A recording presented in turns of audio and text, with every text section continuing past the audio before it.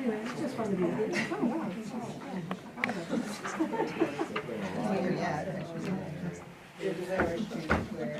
Just wait for you to choose.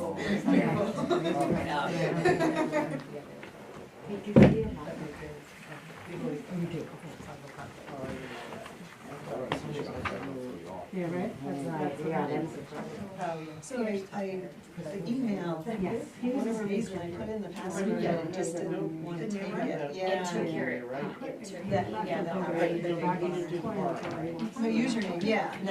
And I mean, I have so many office, you know, email addresses, so I had to make sure I had the right account. And you put the one that You gave it. Yeah, okay, you wrote it down. Yeah, and it just didn't like it, so I tried to. No, I didn't write yours, Emily wrote yours. And I tried to reset and stuff, but because I didn't get in the first time, it wouldn't let me reset.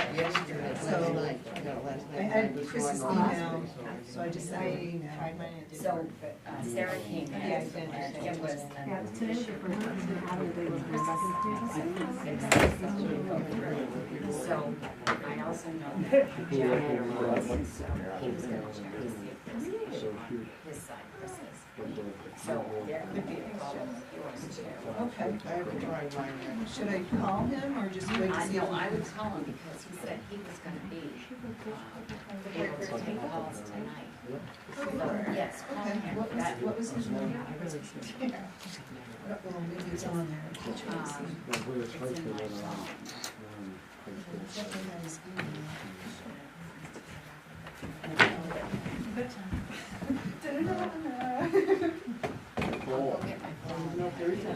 Okay, yeah, it's just his email. Hard enough to get one night out. Correct. Did it, Yeah, both ladies. the email is fine, Yeah, you're but I both put in the passcode and it didn't like it. good for everybody. So.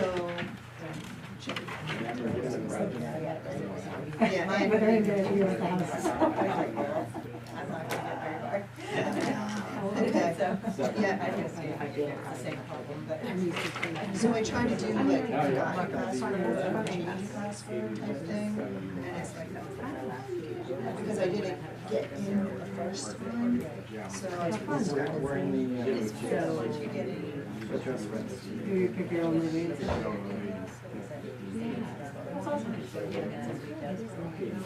That's right. Because they would have to go through to add it. Home Alone. Oh, wow. Yeah. Yeah. Things better. We're gonna watch it. Yeah. They have to go. They have to go. A little one, 2.5 now, so it's real fast. Yeah.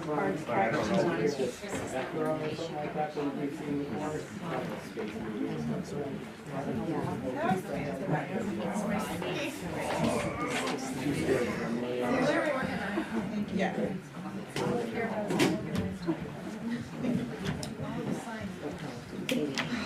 So we have a lot.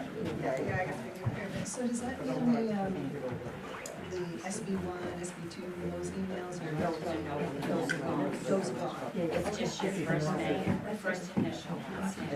And there's the once you get in, then you go to your format. And then you will have these.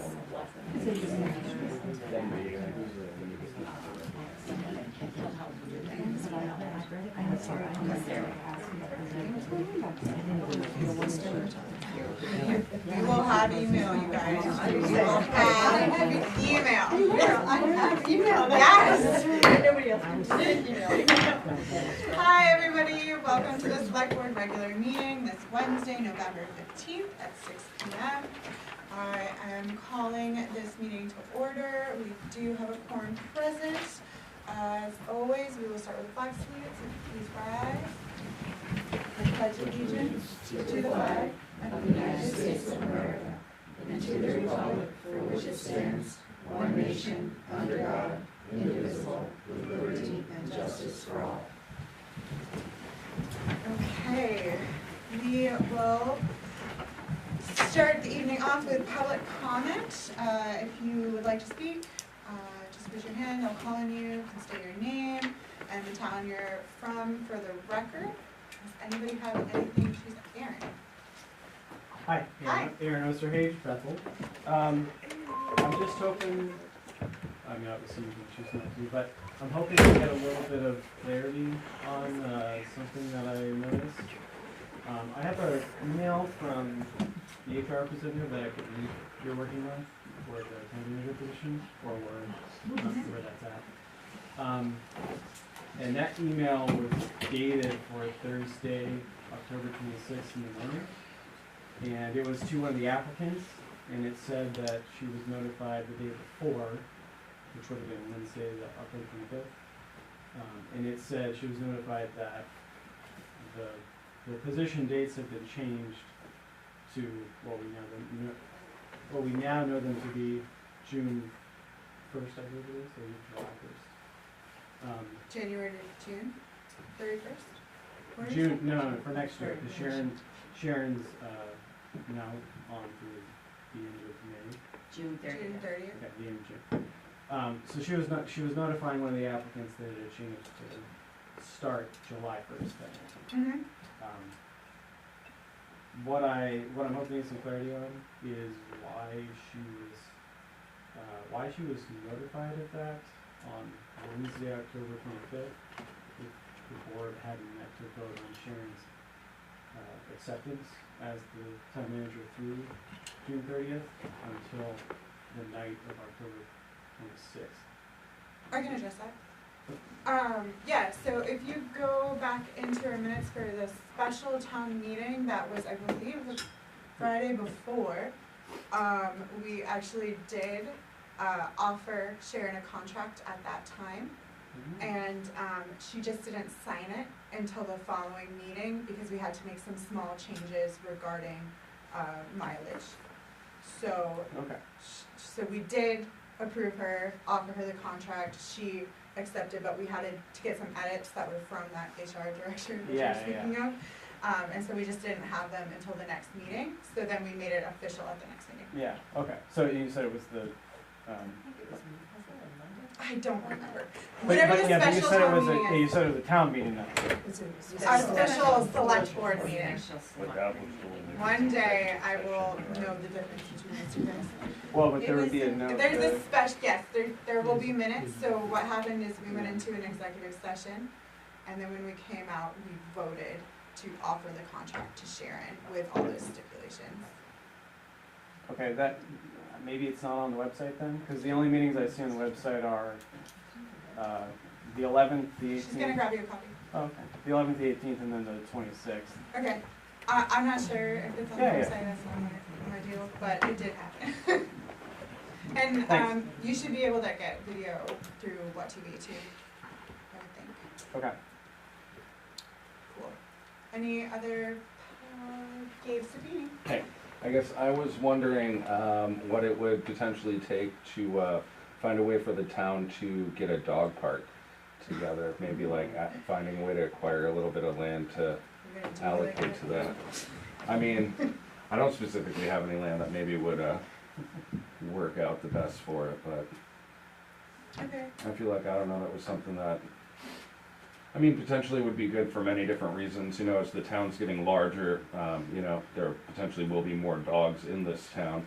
We do have a lot of like multi-use space that is great, but at the same time, not everybody always wants to hang out with dogs. Sometimes other people with dogs don't want their dogs maybe don't interact well with other dogs, and so they're trying to stay on leash where other people are trying to have their dogs off leash. Now it's hunting season, so I mean, I could take my dog up to Buck's Ledge any time of the year, but at the same time, that's also a huntable area, as are most of the woods around. My dog did get into it with a porcupine up there actually a couple months back, so that's another reason where like we could end up with, you know, a safe space that I feel like we would find that many people in this town maybe would like that. Okay. I guess I was just wondering, you know, what it would take to, if we could maybe look at that in the future. I personally don't know what it would take to make that happen. Right. But I Neither can do look I. into it and let you Yeah. know. Cool. I know years ago we had a big discussion I can't remember. I don't want to talk about it. The basketball court is the proposed. At one point. Yeah, it was a contentious time, one of many contentious times here in Bethel. But thanks for bringing up the great memories you gave. Anybody else have anything to add to the public comment? Okay, move on to adjustments to the agenda. There are a fair amount of these, so hold on with us, guys. So, everybody got their paper for the supplements. Under new business, we would like to add 11G. Actually, why don't I start, why don't I do this in a row? Add 11E, a discussion. So I'd like to make a motion to add 11E, discussion and action on marijuana application fees that were approved by the selectmen at the February 7th, 2022 selectmen's meeting. And this is regarding the selectmen in 2022 had voted to change the fee schedule for marijuana specifically. You have a copy of the minutes of that discussion in your packets. And it never got changed online and on the document that people applying for those permits fill out. So we're just trying to make it consistent through every piece of paper throughout the entire office. And also just discussing where we're at with the proposals that were made during our workshop on the fee schedule and those marijuana fees that were discussed at that time. So that's what the discussion is about. So we're gonna move that between 11, after 11D. Yeah, so it will be after 11D. So it'll be E, okay. It will be E. Yes. I move to accept putting on the agenda discussion and action on the marijuana application fees that were approved by the Board of Selectmen at the February 7th, 2022 Selectmen's meeting. And that's 11E. So moved. All right, any discussion on this one? All right, all those in favor? Great, we'll add that in at 11E. That will make the stoned moose be 11F. And then I propose that we put in 11G to see if the board will vote to approve the renewal medical marijuana business dispensary and cultivation facility permit for owner Gabe Real Stipini, business name In and Out of the Garden You Grow LLC at 421 East Bethel Road. The permit will expire November 15th, 2024. Did you just move that? Yeah. Second. I'll move it. Yeah. Second. Second, any discussion on this matter? Okay, all those in favor? All right, that will go in at 11G. H. We propose that new 11H will be to see if the board will vote to approve the agreement between the town of Bethel and DGD Trucking of Rumford, Maine from November 15th, 2023 through April 15th, 2024, or 30 days after the trees are cut, whichever comes first. And all rights of DGD Trucking shall terminate at the completion of this term, as may be approved by the authorized forester of the New England Forestry Consultants, and to authorize the town manager to sign on the behalf of the town. And I'll make that motion. Second. Great. Any discussion on this? It's gonna be after, Yeah, after Stipini. So what will be, we'll have a discussion about the fee schedule, we'll do both the marijuanas, and then we will talk about the trucking. And then that will put, to see if the board will vote to approve the automobile graveyard junkyard permit as I, 11I. And then the last one is to add a discussion and recommendation for the town manager and Selectman Del Duca to discuss the law enforcement agreement with representatives from Oxford County. Second. Great. Any discussion on this? All right, all those in favor? So that will be added as 11J. We didn't vote on each? Okay, sorry. Yes, we did. Yes, you did. Because you said I'm gonna make a motion on this. And Yeah, Yeah. okay. I wanna make sure. Yeah, I did. Great. And I think that's everything, right? We're all in line now? Great. So, moving on to public hearings, we have 3 today. That were posted appropriately, hooray. The first will be 5A, the application for entertainment permit for the Bethel Inn, 21 Broad Street.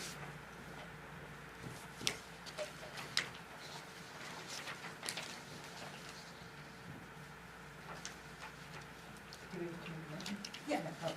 Oh, no, I will open the hearing. I'm Yeah, sorry, sorry. you're right, hearing. I will open the hearing for the entertainment permit. If anybody has anything they'd like to say regarding this application, now is your time. Okay, hearing none, I am going to close the hearing and move on to the next, which is the liquor license renewal application for Bethel Inn Resort, 21 Broad Street. I will now open this hearing for the Bethel Inn. If anybody has anything they want to add before we go on? No? Okay, I will close this hearing. Now, moving on to our final hearing, liquor license renewal application for the Grace Note Inn and Spa at 174 Meadville Road. I will now open the public hearing for the Grace Note Inn and Spa. Does anybody have anything they would like to add? I'm now closing the hearing for the Grace Note Inn and Spa and 174, and that would conclude the public hearings for today. And we'll go back and approve or not approve those at a later time in the agenda. Action on the minutes. So 6A, action on the regular and supplement selectmen meeting minutes for November 1st. Everybody get a copy of the minutes?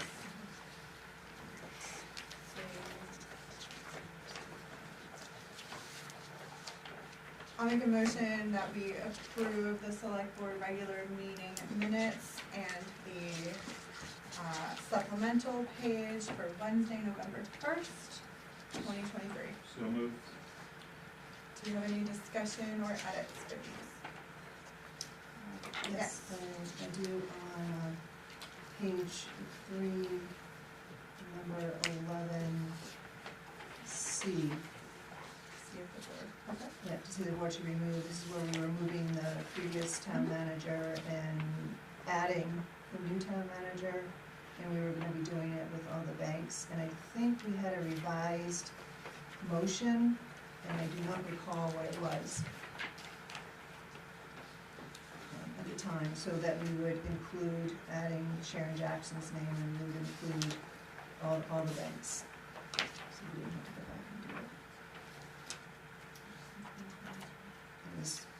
It was with it may have been with the supplemental. It was, I think, a single piece of paper Oh, that we redid we redid it. yep.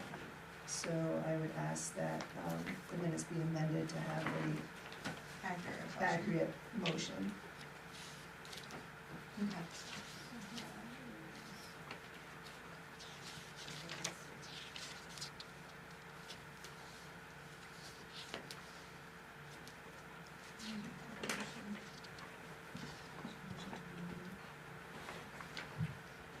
Okay. So you just need to add, like, that we discussed taking her off all the bank accounts and putting Sharon Jackson's name on. Yeah, it was actually a motion, yeah, Yeah. just change that. To just include all of our bank accounts. Okay, so this motion we have for the town of accounts for banks and town that Andrew's Garden And we have it written down somewhere, I just didn't pull it out fast enough to Okay, bring it. great.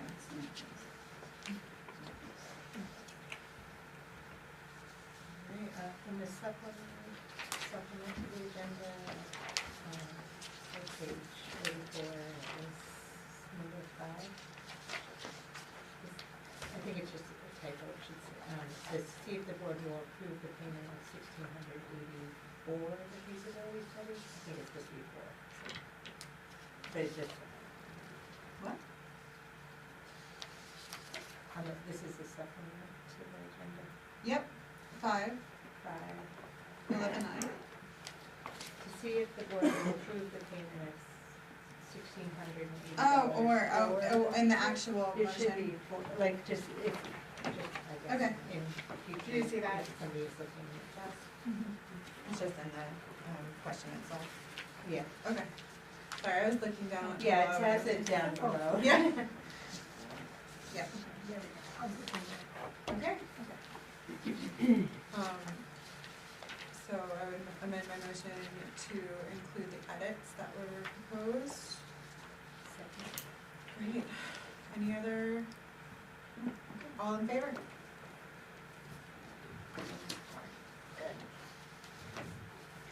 All right, acceptance of grants, donations, reimbursements, or sales of materials. To see if the board will accept a $2,000 donation for the Bethel Ice Rink sponsorship from Norway Savings Bank. So moved. A second. Any discussion on this matter? Just, I seem to recall that Norway Savings Bank was making a multi-year contribution to the skating rink when it first started. I think it was $2,000 a year for 3 years. Do you guys have any of that in your notes anywhere? They did donate last year because I did find paperwork on that, so I don't know what year this is. Yeah, so there may be another year next year. Okay. I bet the new skating rink is-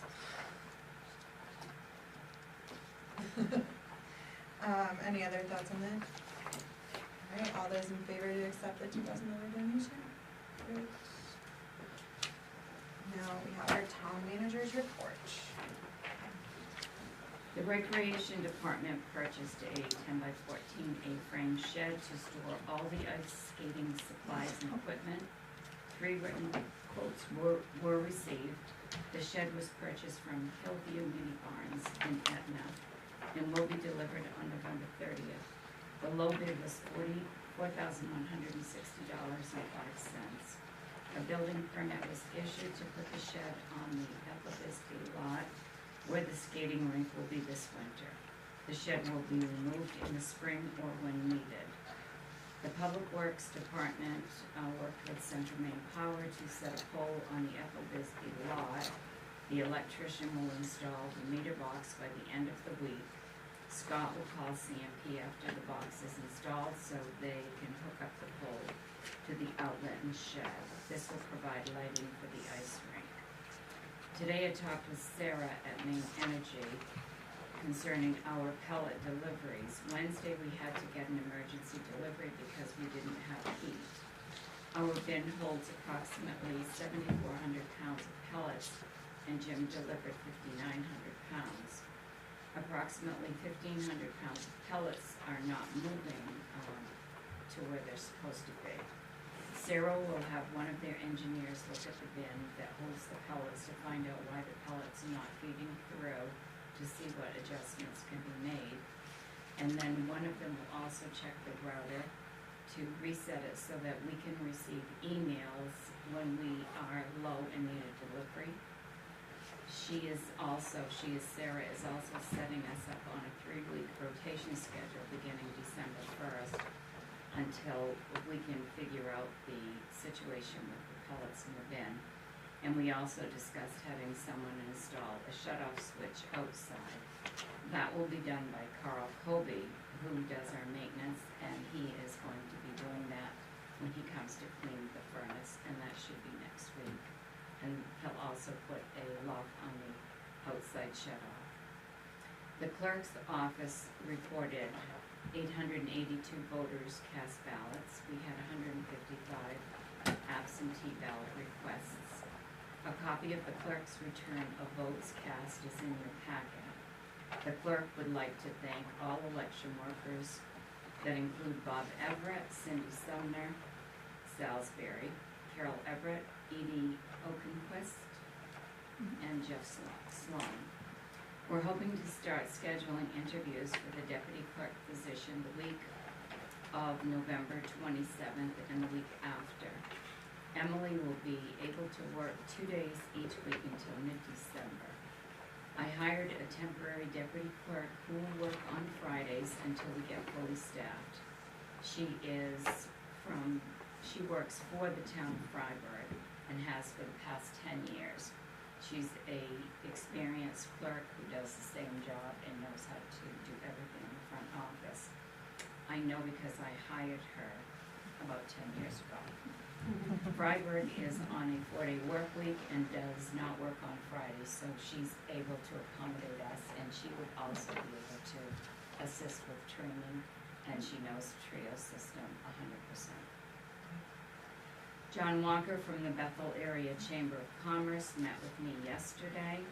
He asked to be on the agenda December 6th to talk about the Christmas parade route and asked for permission to have the parade. He'll talk about that when he comes on the 6th. He also asked if he could put up the lights outside the town office windows again this year. He's had the lights stored in the basement and that he purchased last year. So I did tell him he could do that. I talked with Nathan White concerning the easement agreement that was drafted for the towns of Bethel and Rumford for the turnarounds on his property. He did consult with his attorney and he will not sign that agreement. There's nothing in that agreement to protect him. So I told him that in the next 2 weeks I will be doing field trips with Scott Sumner for certain properties that we have that have questions. That's one of the places I'll go with Scott so that I can get a visual for what's going on there. And we'll see what we can come up with, an easement agreement for turnarounds for the plow trucks. We will begin department head meetings on Tuesday, December 5th. At that meeting, I will also be going over the budget process that we will be going through and explaining to all the department heads how that process will work this year. The town office and all town departments will be closed Thursday and Friday, November 23rd and 24th for Thanksgiving. And next week, the week after Thanksgiving, excuse me, the new auditing firm, R.H.A.T. Smith, will be here for the week to begin the town audit. Thank you. Any other comments on the manager's report before we move on? The only thing, I just had a, never followed up on this file. This property, which you can show to Scott Sumner, was another, he had a question about, he was selling it back to the property owner. There was something Natalie was looking into, but I don't think it ever came to fruition. But you can ask him about it. The town is selling it back to the property. It was a proposal like months ago. Yeah. I'm not sure Okay. what will happen with it, but it's another one that can be on your field trip list. Okay. Because then it can be out of my follow-up folder. All right, town manager report over. Board and committee report. Today we have a hearty sampling of the Ethel Bisbee committee with us. They are working on creating matrix and a format for evaluating potential projects on that site. So if someone comes to us with a, hey, we want to do this project, we'll have a system in place to be able to evaluate it and see if it makes sense for the community. They're doing really, really great work, and Sarah is going to talk about it a little bit. And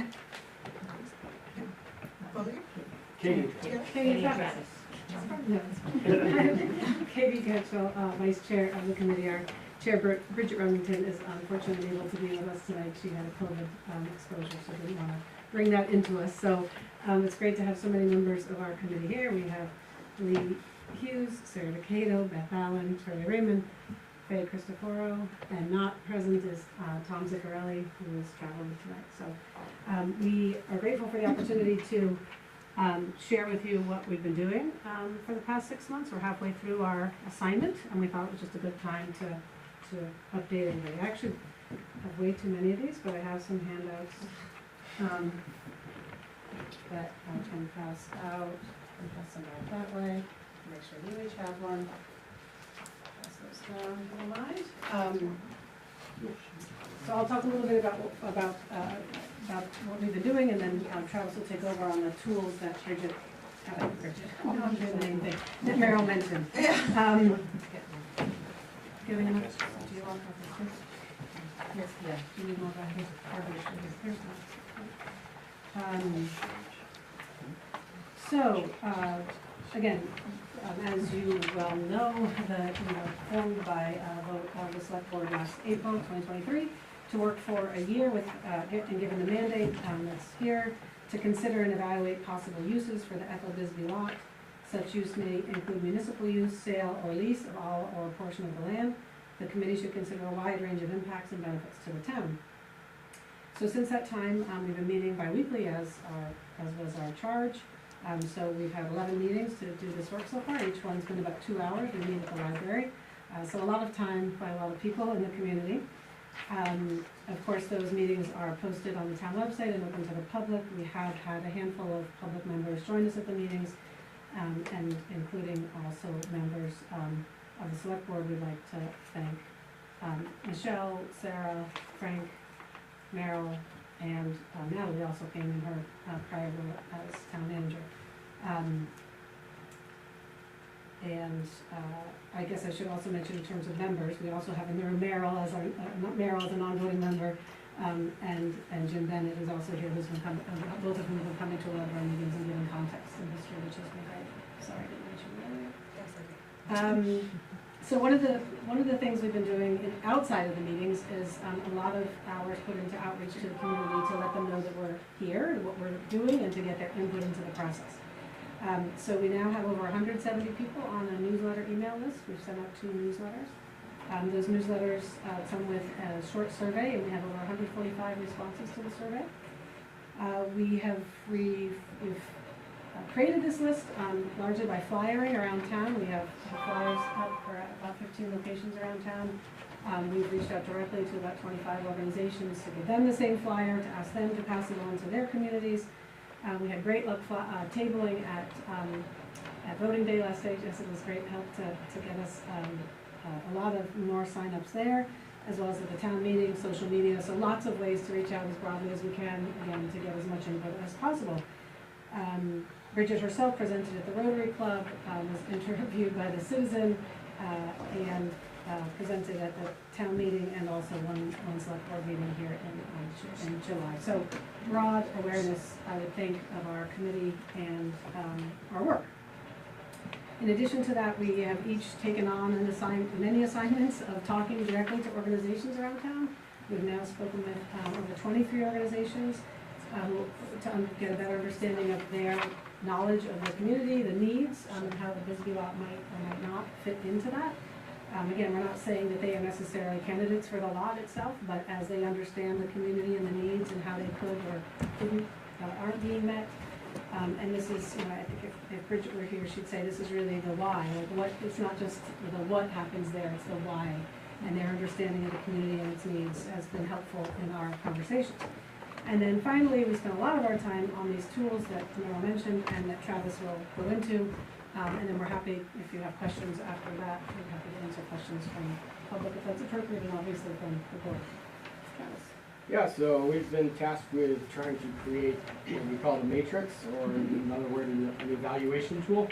So what we're trying to do is try to put basically a test in place. So if someone wants to propose to the town that they want to put in, say, an ambulance garage at the Ethel Bisbee, you could run that idea through our matrix, our evaluation tool, and come up with a score at the end.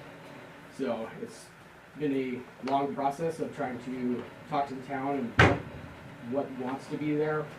And you get a lot of information from the town and the community center, new town garage, new town building, things like that. So whatever is going to go up there should need to pass through an evaluation tool to see if it's even feasible. So we've created so far an evaluation tool that we can start running through. Like questions, for example, are how much of the year would this would it be a usable space? 2, are there other spaces where the idea could be actualized? How will this idea impact local vehicular traffic? Does this project have a plan to meet its parking requirement? How will this idea increase noise at the site? Will this idea increase light at the site? Does this idea support the groups that have been identified in the survey? Again, we've had a lot of input from the survey where we've determined that it's more of the youth, seniors, low-income households, and local workers. Does this idea support no needs or those identified by community organizations interviewed in our process? Does this idea maximize the unique characteristics of the property? What financial impact will this idea have on the town? And lastly, will this idea be affordable for local users? So by taking those questions that we've developed as a group, we've narrowed it down to 11. Whether we need to narrow it down more, we're still working on things like that. One of the things that we have noticed when we came up with these questions, the questions are kind of broad, so they actually need more context. So what we've actually decided to do is we've gone to, moving on into, a screening application. So we've started to develop a screening application where you need to apply and answer a lot of these questions before you can actually be processed through the matrix to see if your project is something that is doable. So we've started on that and we've started working through that. That's kind of where we're at right now. So if there are any questions for you guys, if you have anything for us, that's kind of where we're at. It's taken us a long time to create what we've created by taking the information that we've needed from the community, and that's where we've gotten a lot of our questions to be asked for proposals. So again, we're about halfway through our assignment of our year's work. We're planning to continue to meet every other week through that, rest of that 6 months.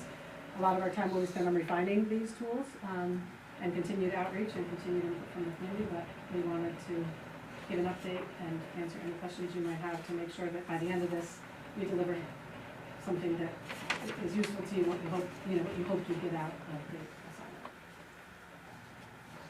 Again, well, and you can ask them of us or any other member of the committee if that's. Sorry about the color stuff. Yeah, is Yeah.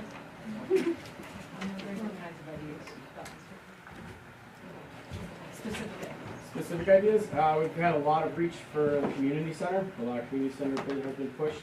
A lot of people for just a green space, leaving the space alone. We've had low-income housing. We've had middle-income housing.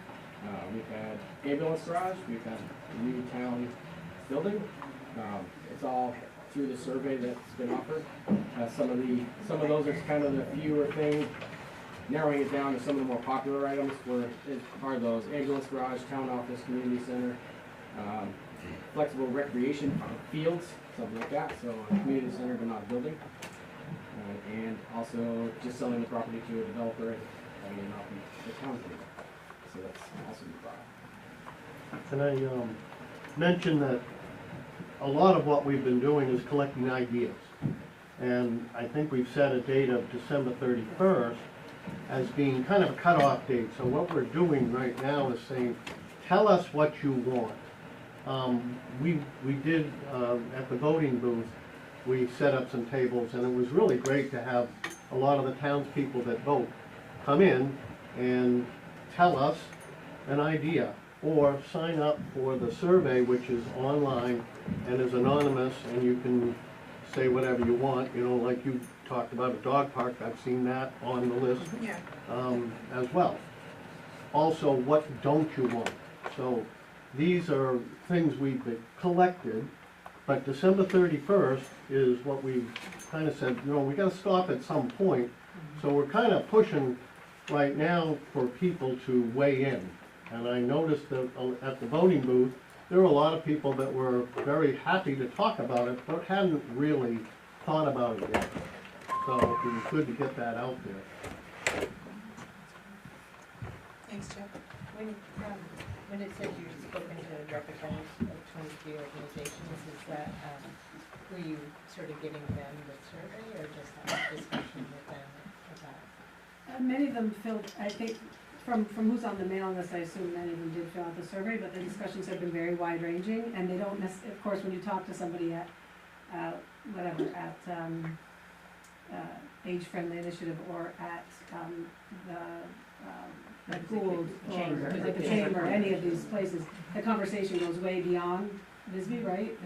So it's just, we note those down and we have a process for sharing, we call them our book reports, we share them out with each other. And they've been very helpful in a number of ways, just in giving us some context.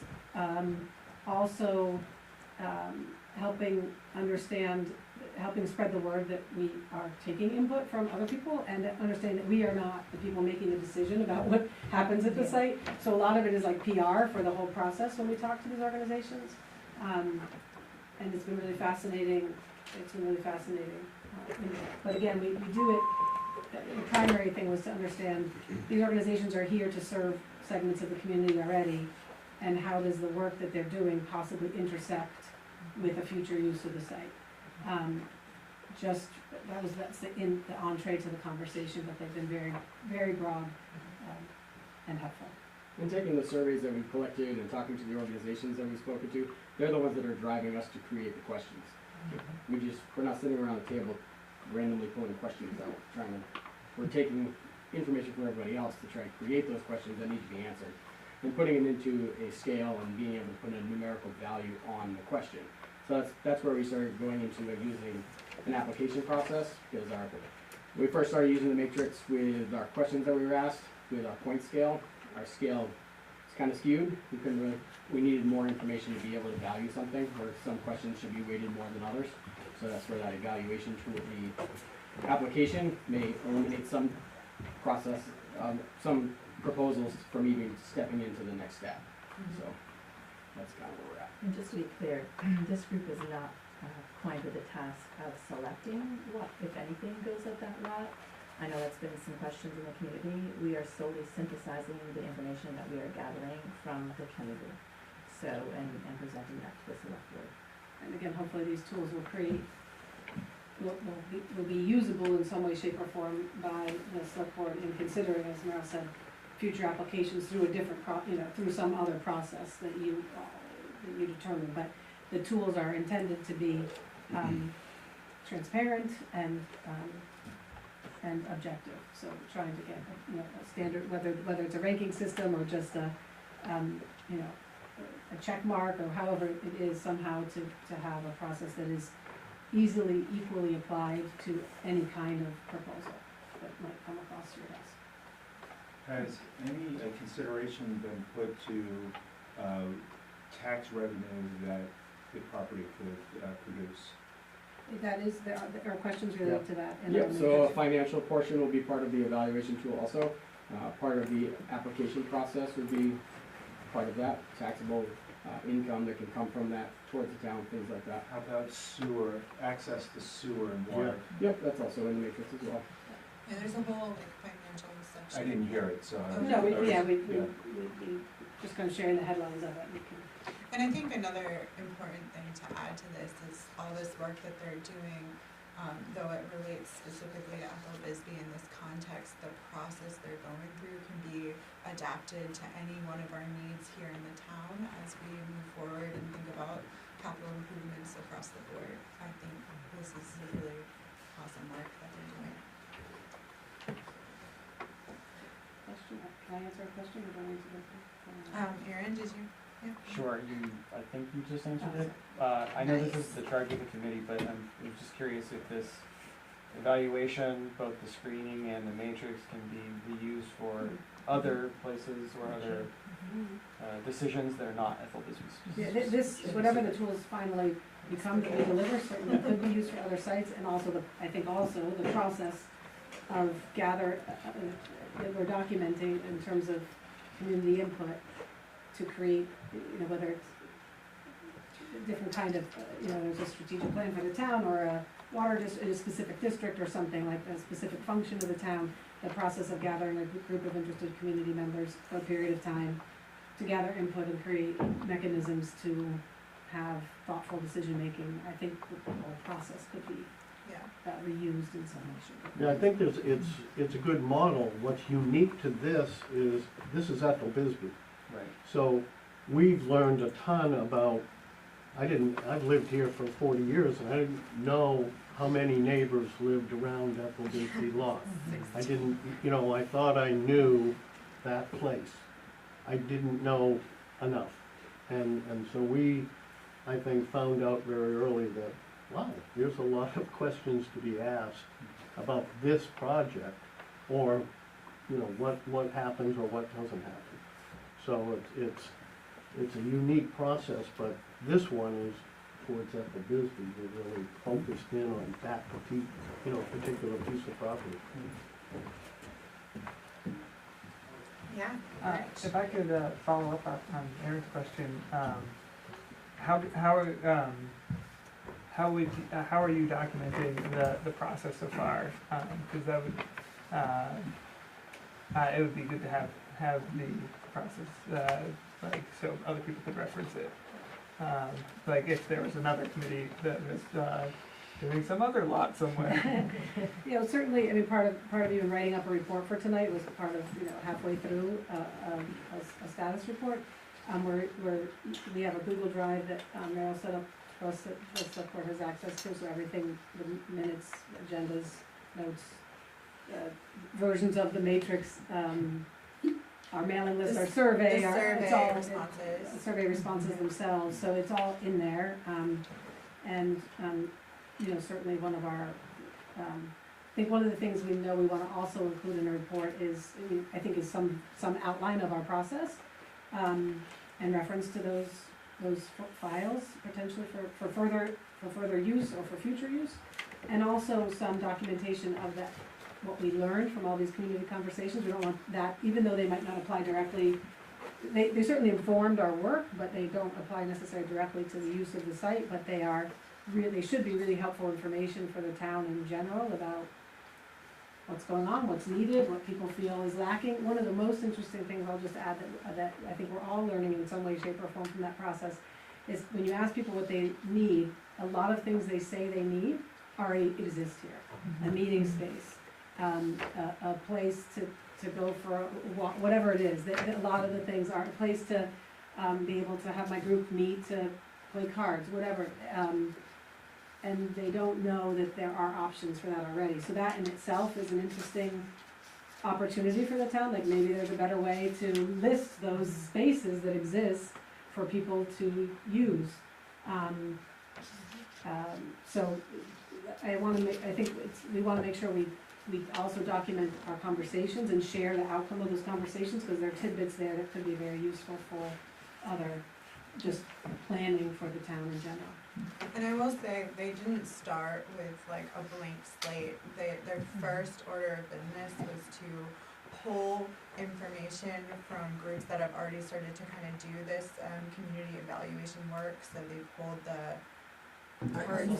thank you very much. And AFCI did a community evaluation, and obviously all of these different projects have their own bias, like they're trying to get a specific segment of the population, but they got to look at it kind of in a broad way and be like, okay, well, this is important to this part of the community, this is important, and then that was the stepping stone to get them to start doing all this next stuff. So I think it's important to say, like, they weren't trying to reinvent the wheel, they were just like looking at it from a broad perspective and then doing what they needed to fill in all the spaces, which is cool. I just want to reiterate that the meetings that we have are open to the public, so people can come and see how we're talking about these different issues.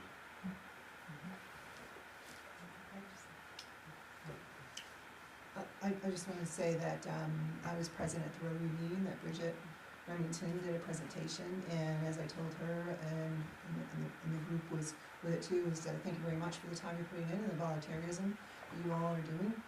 And you know, with that said, her presentation was a little bit different in the fact that there didn't seem to be clarity as to what the charge was, what the mandate was. So thank you for putting that down here, but she was clear that the committee was not making a decision of what was going on, so that was great. She also said, as going through this process, that some of the ideas that came forward at the initiation of the committee, such as the food pantry or community center, she said she's finding that other organizations have taken up that task, The food pantry has purchased the building, across from Telstar. She said there's another organization in town that's working on the community center. So hopefully we'll have that filtering in with what they're doing as well. An observation, anecdotally, I looked at the list of ideas that the voters had put down at on election night, and it seemed to be coming down to housing or recreation. Those are the two buckets. So I'm hoping that there's some look at there, particularly housing, and also once you get your ideas of December 31st, have you done a beta with a project with your testing, and can you share what that project was? So it's hard to run things through it without an actual official proposal. So we've used the Bethel Ambulance Garage because they've come to talk to you, so we've run them through the scale, and that was really what kind of brought us to the attention of having to go further in going into doing an application process that will kind of narrow things down, whether it's something that you should actually be applying for. So we're not quite there yet with more data. But I think that's a good example because Sharon was able to share the proposal from the ambulance, and when we read it, our response was there's no question it's a strong statement of need for a new ambulance barn, but we're hoping, but it didn't address many of it wasn't, they didn't have the direction to address many of the questions, so we're hoping that by having this application tool, when somebody comes to you with an idea, like the ambulance or anybody else, you'd say, okay, here's an application, here are the things you need to spell out about why, because it's not just the need for X, Y, or Z, it's why is that specific site with its particular criteria and amenities exactly the right place for it. And so hopefully these questions will be the first thing you get back to somebody who says, why don't we put the bus slot there, or it's not to say yes or no, it's say, okay, help us understand why this is the right place for that. How many acres is the lot? 2.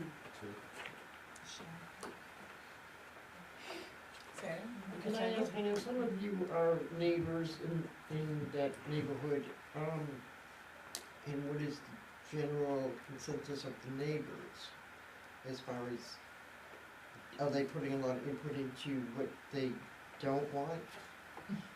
I am one of the neighbors, Tom is another, we're abutters, but I wouldn't pretend to speak for the neighbors at large, but and again, the survey is anonymous, so I don't know which of the comments are from neighbors. I can just tell you from communicating with neighbors that in general there's great support for the ice rink. Like just that's the one thing I do know, there's great support for the ice rink. There's concern about things like lighting and parking, but in general the idea of activating the space and having it be used by a broad segment of the town, especially for something that's free and active and family oriented, that's been positive. That's the only thing I can say generally on behalf of the neighbors at this point.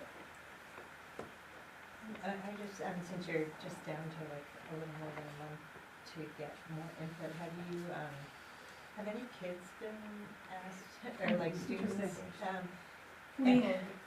I've spoken to kids, Okay. informally, Telstar kids, through some of our AFCI projects that we're working with them. And they're, they have input, as kids do, like skating and playing soccer and playing games. Recreationally, they've expressed a lot of interest. We did send the flyer. We can certainly, it's a good reminder, we can send it again to CPS and Telstar and also to MKA. So. If you have a great Google link, right, so I Yeah. know Tanya, at least at CPS, is really great at sending emails out to families, so then the link could be right in the email and people just click on it and do it. And one of the great things about, this was just at our last meeting, we kind of really realized we needed to have a deadline for input so that we'd have the rest of the time to process. And one of the great things about a deadline is it gives some urgency when we say to people, okay, this is your last chance, in this step of the process anyway. So that's a good reminder, and we'll take any and all ideas of how to make sure that gets to the broadest range of people. Thank you. Yeah, thank you. appreciate you. Alright, moving on, there's no old business, so we'll go right into new business. 11A, to see if the board will vote to approve the application for entertainment permit for the Bethel Inn Resort, 21 Broad Street. Okay.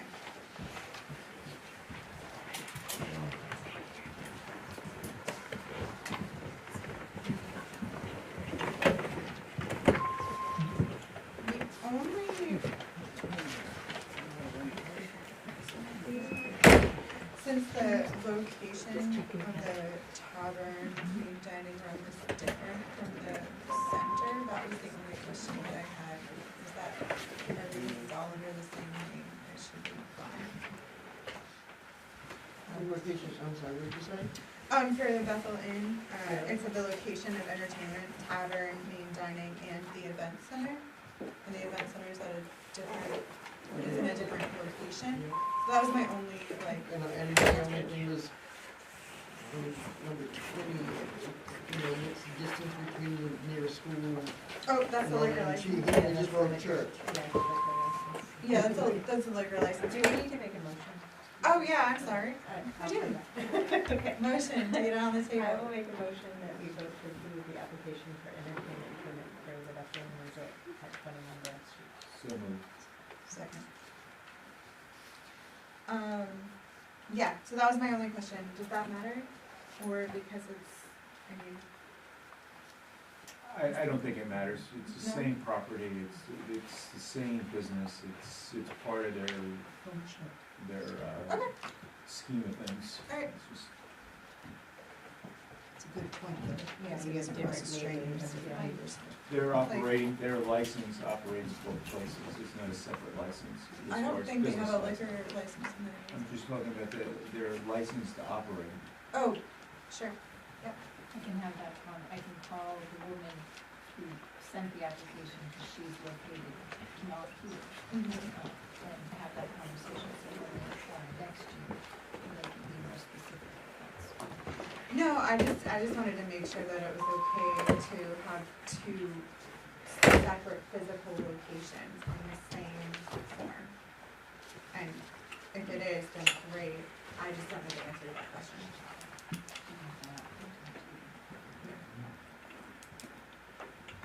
Just because it has different neighbors. Yeah, Yeah. exactly. Because that's the whole point of the entertainment. I mean, to be fair, right there, they really have very many others anyways. It's all pretty much commercial except for maybe the shop.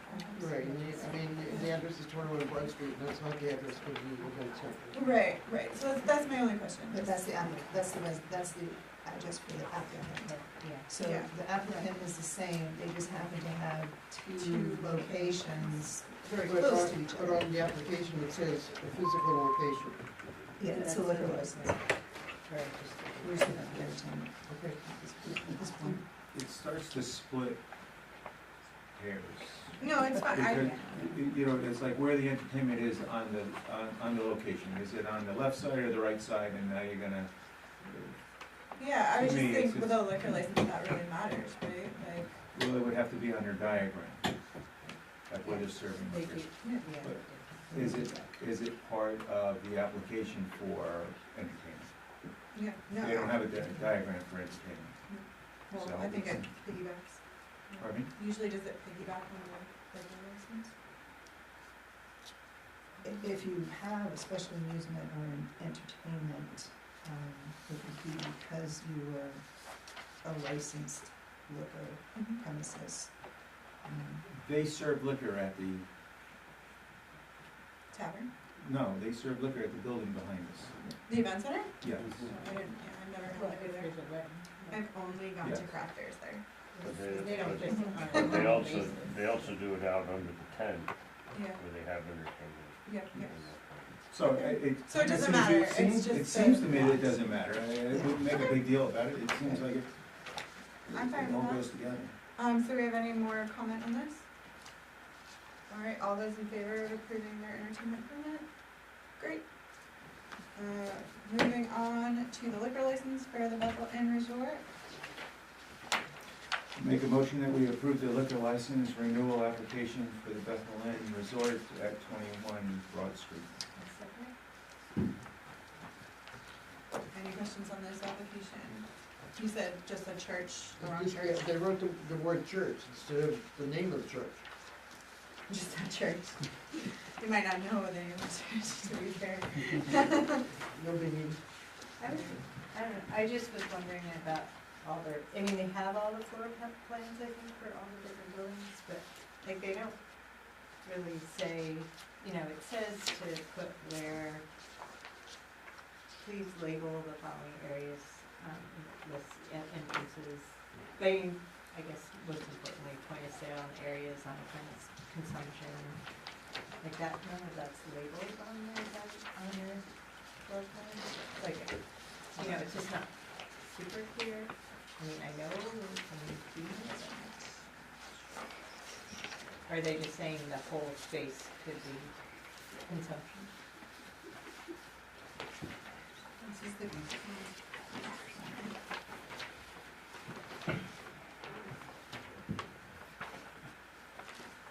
yeah, because I guess number 19, when it says, please describe in detail within the premises to be licensed, this is a description to the addition. So it doesn't even have the conference center listed there, which we might want to. Tavern, terrace, patio, common terrace, patio is listed. That almost speaks to the importance of, if they want to serve liquor in the conference center, they're gonna have to show a diagram of it. Otherwise, legally, they're not supposed to do it. Well, they did have a diagram of it, they just didn't write it in the description on 19. It's not that, It's just not super super clear that it's the Yeah. conference center, but it is just. yeah, because of that's, I'm sure the original looks better than that. But I feel like we should encourage, I mean, Completion.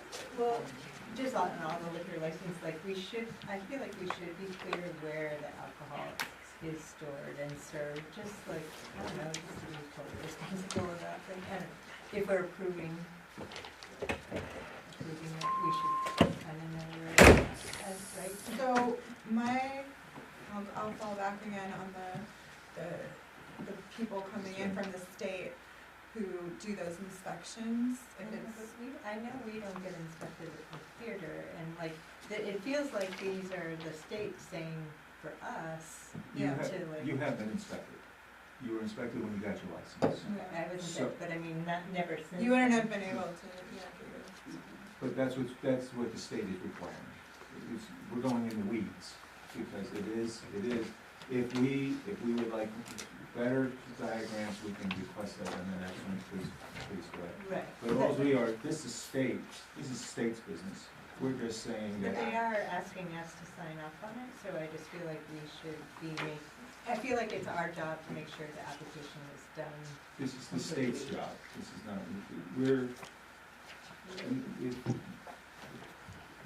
we're not the governing body of this, the state is.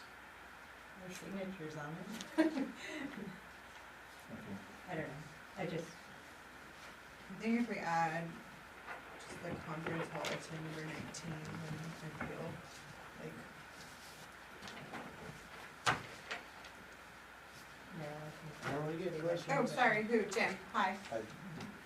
Just to inject a little into it, because I was having a little hard time reading the stuff on it, but they also serve in the Gibson Room. And They that still do? hasn't- They serve alcohol in the Gibson Room for events. Okay. They'll bring a bar in. and They'll do satellite bars. Okay. So if we were to kick this back, it would be kicked back for their benefit, to make sure they include all places liquor is served, because if they don't, they'll be outside of their license. We don't know what the state licensure says, you know, like, I don't know, right? We What don't- what you're bringing up is very real Mm-hmm. and very important. And what's important about it is, it isn't important for us to monitor it and to do it. For them and for our businesses to be compliant with state law, they need to include all places that they're gonna be serving liquor. It is to our knowledge that they serve liquor in places that are not included in their application. Would they like to go back and amend the application? I think that's a responsible response from us. It is not, I don't think it's responsible for us to do what the state inspectors do. No, That's no, not no, for that's us. not what I'm saying, I just feel like when I put my signature on this, I. You just wanna know that I that feel is like being I done. just want it to be an application that's filled out as it's, like, that this person did what was asked. In actuality, on like page 7 of the application, it has what our responsibilities are in granting or denying the application. It has the findings, and it has A through F of what we are to consider in making any determinations. Thank you. Page 7 of the application, it gives the state law for local licenses, and then, because that's why we have the hearings and everything, is to hear if there are complaints. And then, so it has, number 2, findings. In granting or denying an application, the municipal officers, the county commissioners shall indicate the reasons for their decision and provide a copy of the applicant. The license may be denied on one or more of the following grounds, and then they list.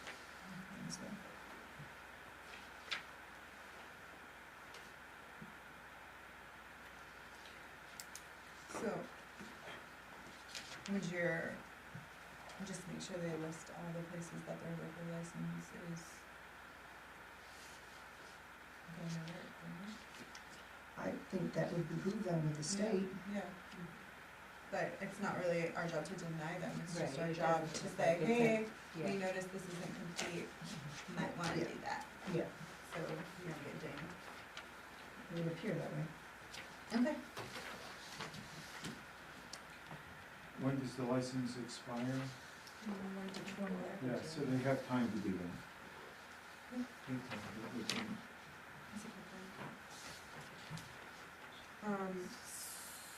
So, are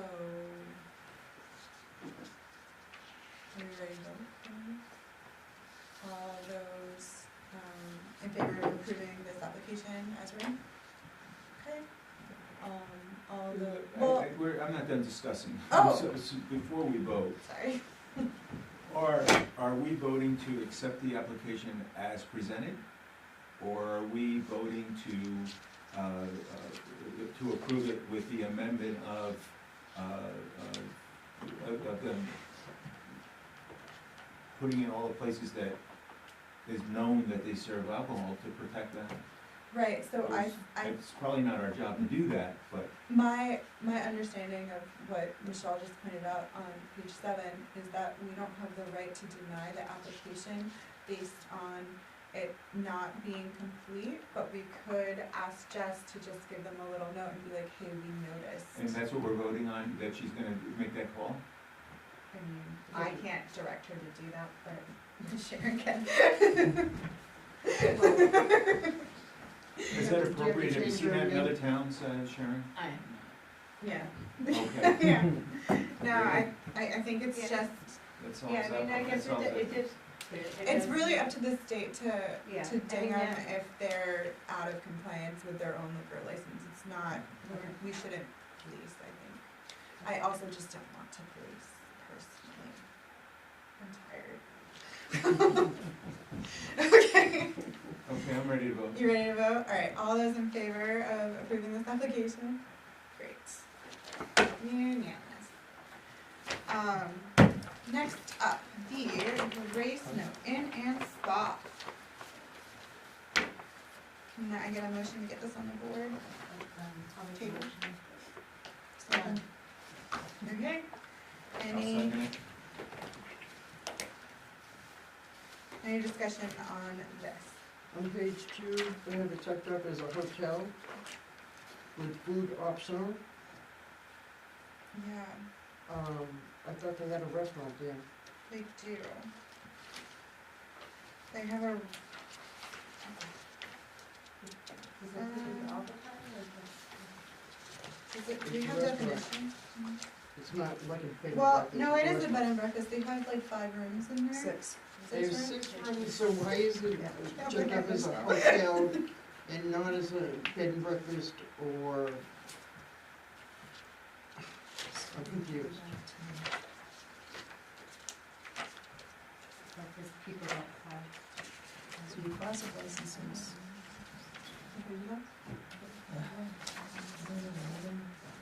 So it looks as though Oh, yeah.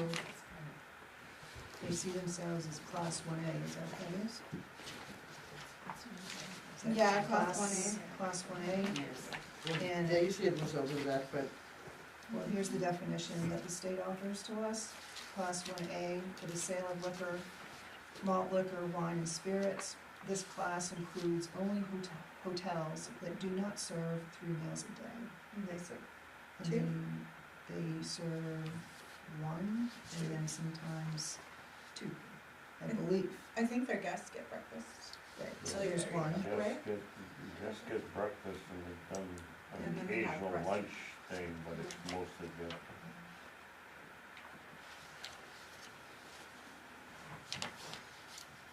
I can't tell you why off the top of my head, but the number of units, 6, is significant. Because it bumps them up. Yeah, I think that's what Mhm.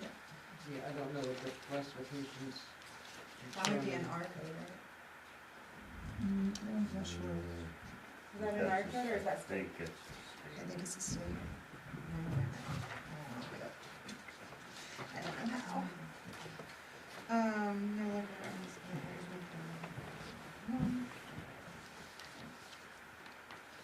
On the 17, it says, do they own the premise? I think they just have to check this and who does, right?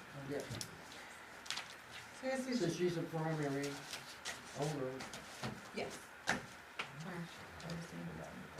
Yes, Sharon. So I'm going to make a suggestion because I discussed it with Jessica the other day. Yeah. In other areas, other towns that, when we have liquor license renewals, the companies or representative have to come so that they can answer any questions that we have. So the next one that comes in, Jessica will request they send a representative to answer any questions that we may have. Okay. Is that okay? Totally. But either way, I think it would go under kind of the same conclusion that we just made with the Bethlehem. Just as long as they're not committing illegal acts of violence, we can't really deny them. Alright, so are we ready to vote or do we have any more discussion? All those in favor of approving this application? Great. Okay, next. D, action on planning board rules and procedure drafted August 9th, 2023. Alright, did everybody get a chance to look at this before now? Do you have any edits that need to be made? Oh, I'm sorry, let me get a motion. I make a motion that we take action on the planning board rules of procedure adopted August 9th, 2023. I'll second it. Can you say what the motion is? What the action is? Approve it. Thought you did. No, she said action, you wanna make a motion that you wanna accept them, or, Yeah, thank you. I make a motion to accept the planning board rules of procedure adopted on August 9th, 2023. Thank you. I'm not getting trapped into that again.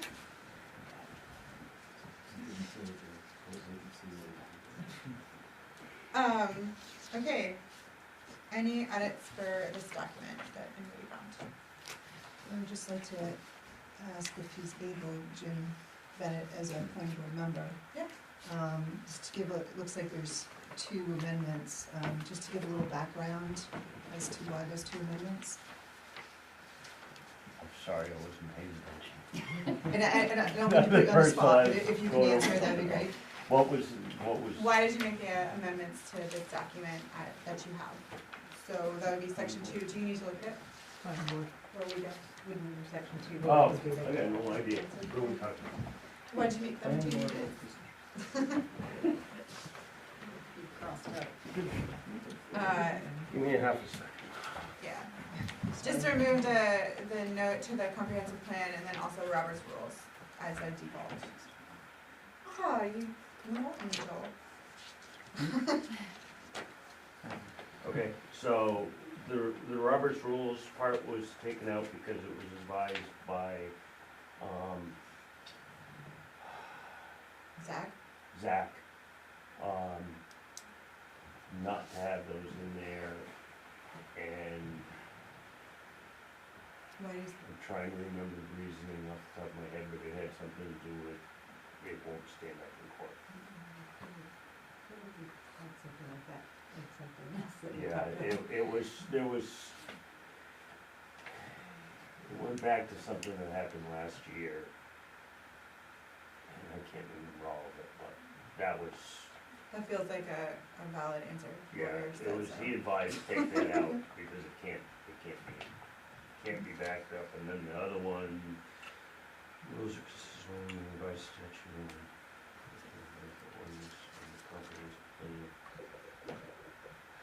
That was something that I believe that came from him also, but I can't remember totally. Is it just because it's out of date? It could have been. Yeah. It's just We not. don't have a comprehensive This plan. one. We do. We do have a comprehensive It's plan. just a little out Yeah, of date. it's out It has of date. been implemented, 1993, and there was a committee that implemented the requests and actions of the comprehensive It's plan this tiny little in booklet. 2003. You need like a magnifying glass to read it. I read it once. It was hard. So On the track, right? It was rough. So I can Not- get a copy. Not light reading. Well, Sarah Tucker had a copy. She might have left it for Courtney. I think that is the The copy. copy, yeah. Yeah, they're pretty protective of it.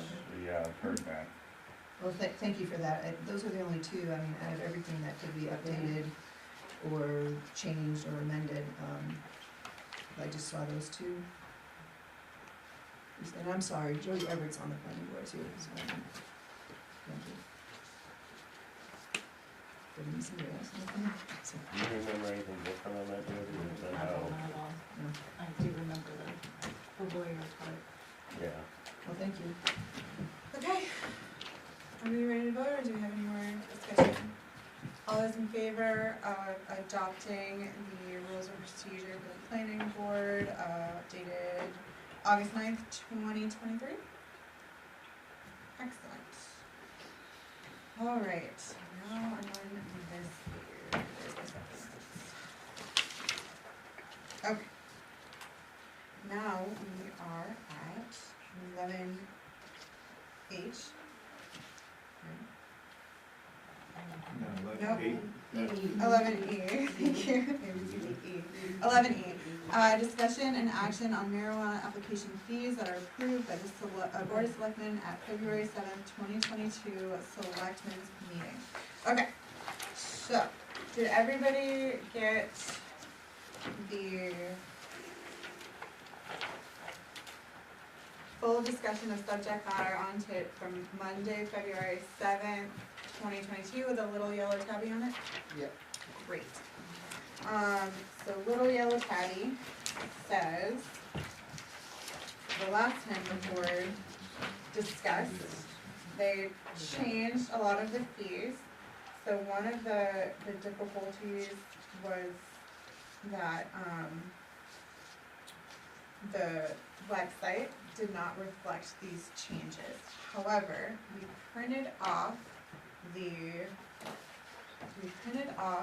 everything that's been charged to marijuana facilities since 2002 when that was voted in, and it looks like it is the correct fees at a glance.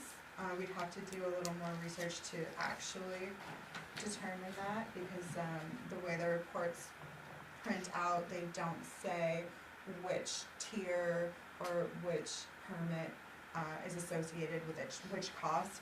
I can tell because like nobody's been charged $7,500, So that feels like a good indication that no one has grossly overpaid since 2022, which I will tell you, I was about ready to cry when I saw this, because I was like, oh God, now what's happening? But we're good, it seems okay. But then the other fold to this is that we had a workshop some months ago where we discussed changing the fees once more to become more in line with the administrative cost to producing these. And we had put together at that workshop what we thought would be agreeable and fair. Problem, we did not vote on it during an open session. We just talked about it in the workshop and it was never followed up on because I believe we wanted to do the whole fee schedule at one time. So now the question is, if we want to break out the marijuana fee schedule and deal with that in one fell swoop and then come back to the rest of the fee schedule at a later date. So that's the discussion before us. Discuss. Oh. Can you, I wasn't there for that conversation, Sure. I'm the one that got this going again. Yeah. Can you read me a list of what you? Yeah. What was proposed during the workshop? Obviously, this is that. not official. I missed that. But I'm happy to give you the Right. So marijuana retail store, adult and medical was 300. Tier 1 was 500. Tier 2 was 2,000. Is this right?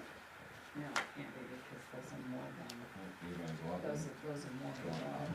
So when we had that discussion with the rates that were decided on February 7th, 2022. These ones. That was an Yeah. artist, that was you had that discussion actually, I think you were on the board at this time. Yeah, I'm the one that pulled it to say that the application was wrong, but,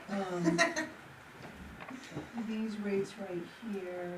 Would okay, be reflective of They this. do look like that. Yes. That was a big thing there to Yes. ask, to get, I asked Natalie to make sure you get the. Yep, no, current they ones. were, Okay. they were reflective. Yeah, Um, thanks. so then the workshop, so it looks like the tiers all changed. Higher, was that No, correct? isn't this the column right here, you know? Maybe, I just don't know why. Did I you say was- something No, like these are higher wrong. for the first No. time or something? I remember talking with. Oh, okay, so this is what was discussed, you're right.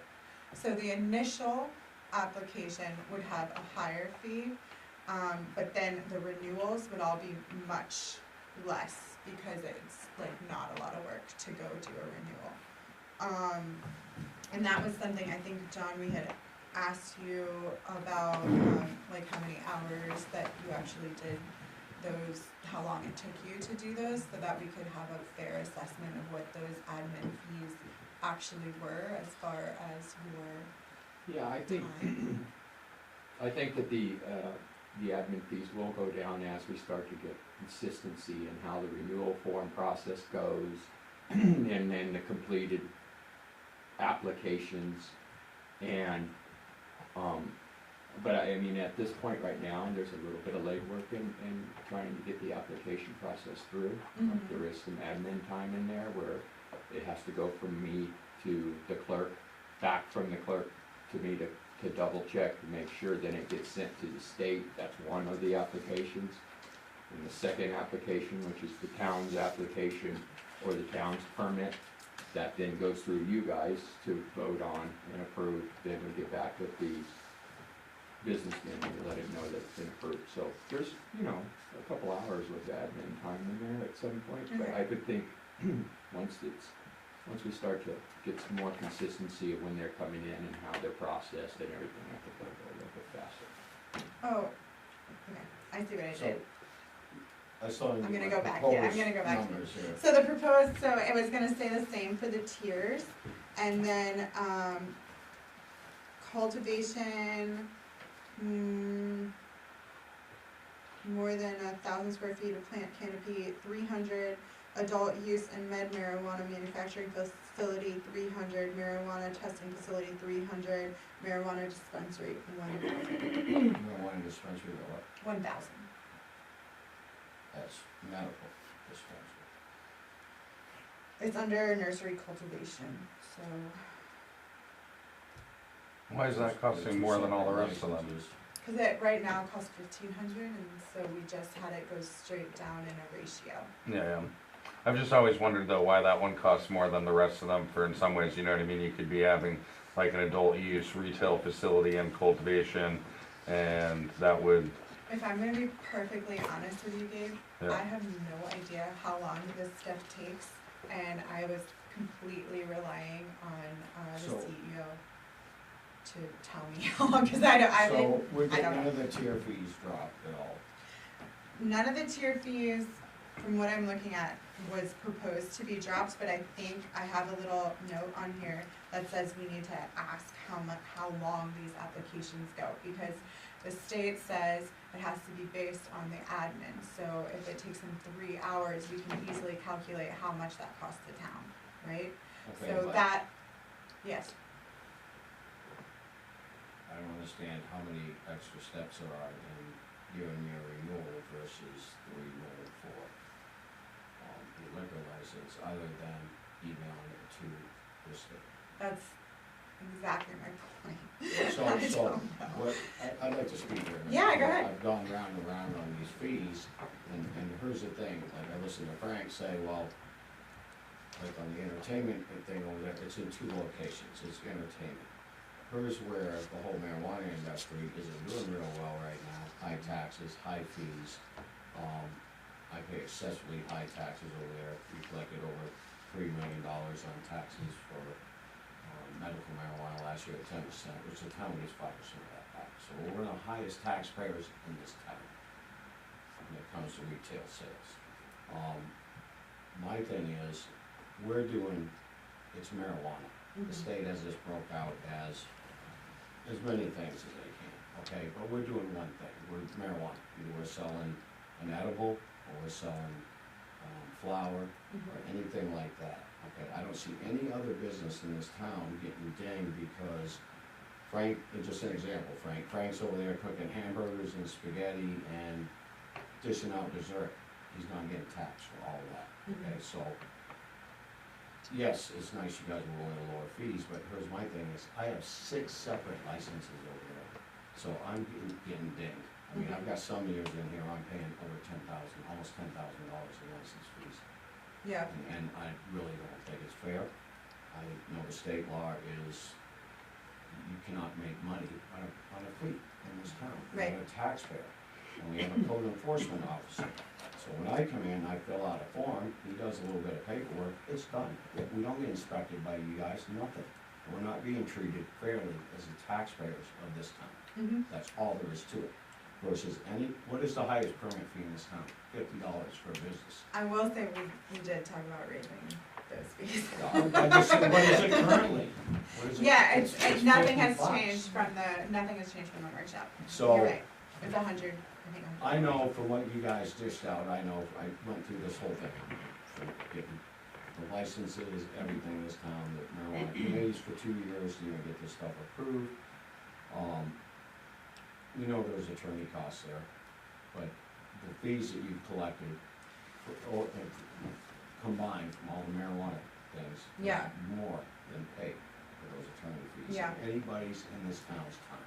So, And I feel I'm asking these guys to come up with a more realistic figure here. sure, And what you should do is just say, okay, if you're gonna get a permit, forget the tiers, forget the stores. It's a marijuana, it's one business, except the state's doing these 6 different types. He's doing it the same thing today, they're doing the same thing to everybody.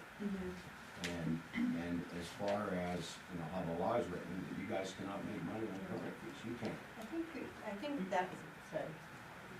I just have to ask a question, being that you want to talk about this.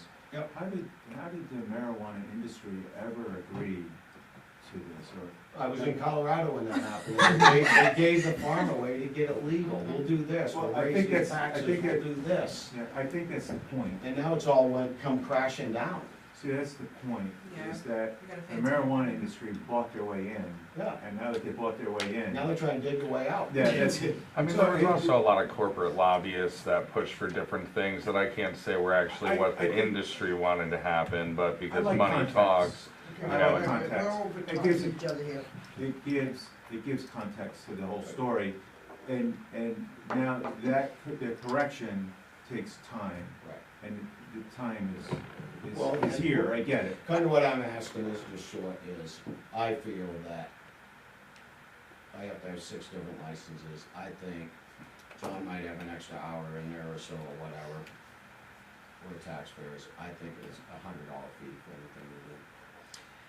Would you, Because like I said, I'm doing one product, I'm doing one thing, there's marijuana at that facility, yeah, and I have to have all these permits according to the state, mhm. you know, and, So, you know, I just feel we're being targeted, and by the time too. well, I think that's Really, fair. It's just so- my permit fees alone are paid for your attorneys. Yeah, so, Over the years. so, question, Mhm. when you first, and I'm sorry that I don't know this information off the top of my head, but when you first, become a facility or make an extension of some sort, and you have to go through planning board, let's say,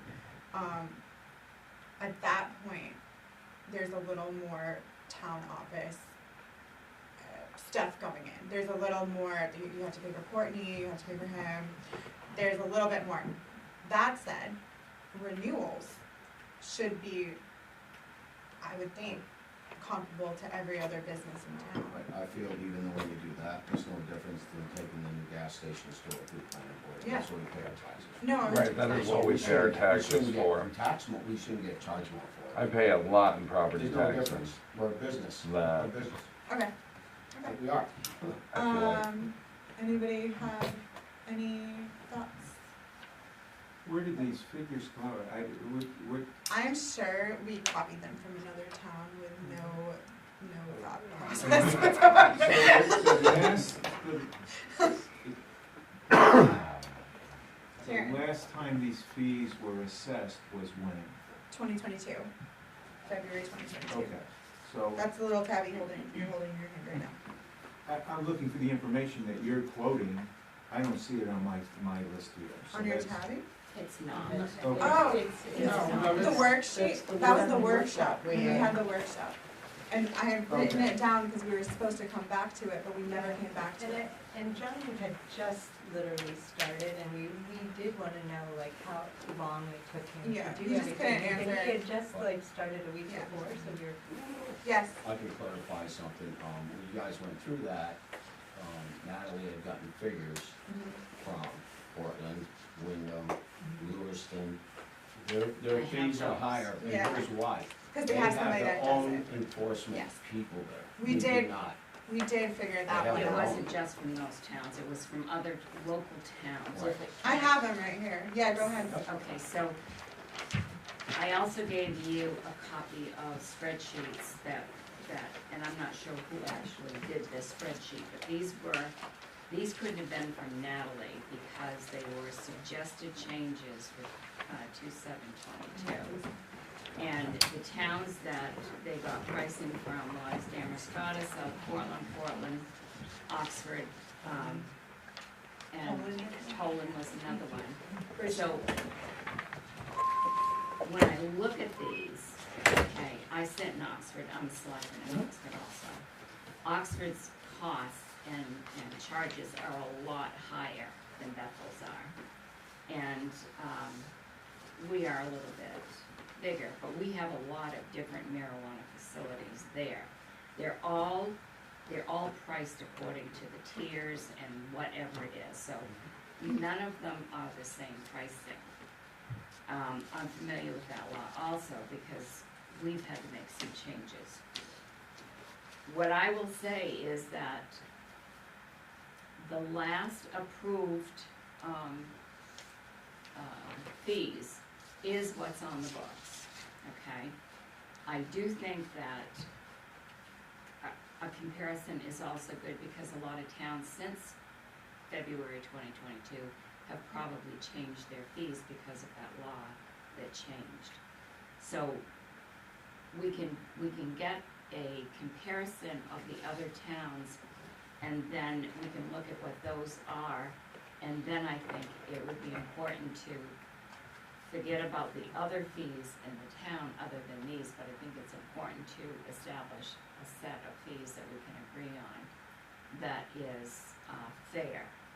But I will say one thing about the applications that you and others put in, and don't take offense, but make sure that your applications are complete, because Jess and I have spent a lot of time going back to people who are filling out these applications, and they're not complete.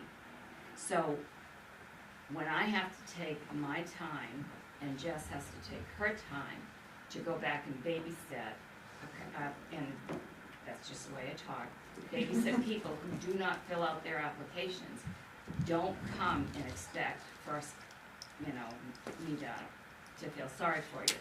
So make sure, and it's not, I'm not saying you didn't, but somebody else in this room didn't fill out I know, but their I did actually application. come in and fill mine out in September with our code enforcement make officer, so sure if it was it incomplete, goes that was in something that I one- guess nobody noticed. Yeah, I'm just gonna That's try to fine.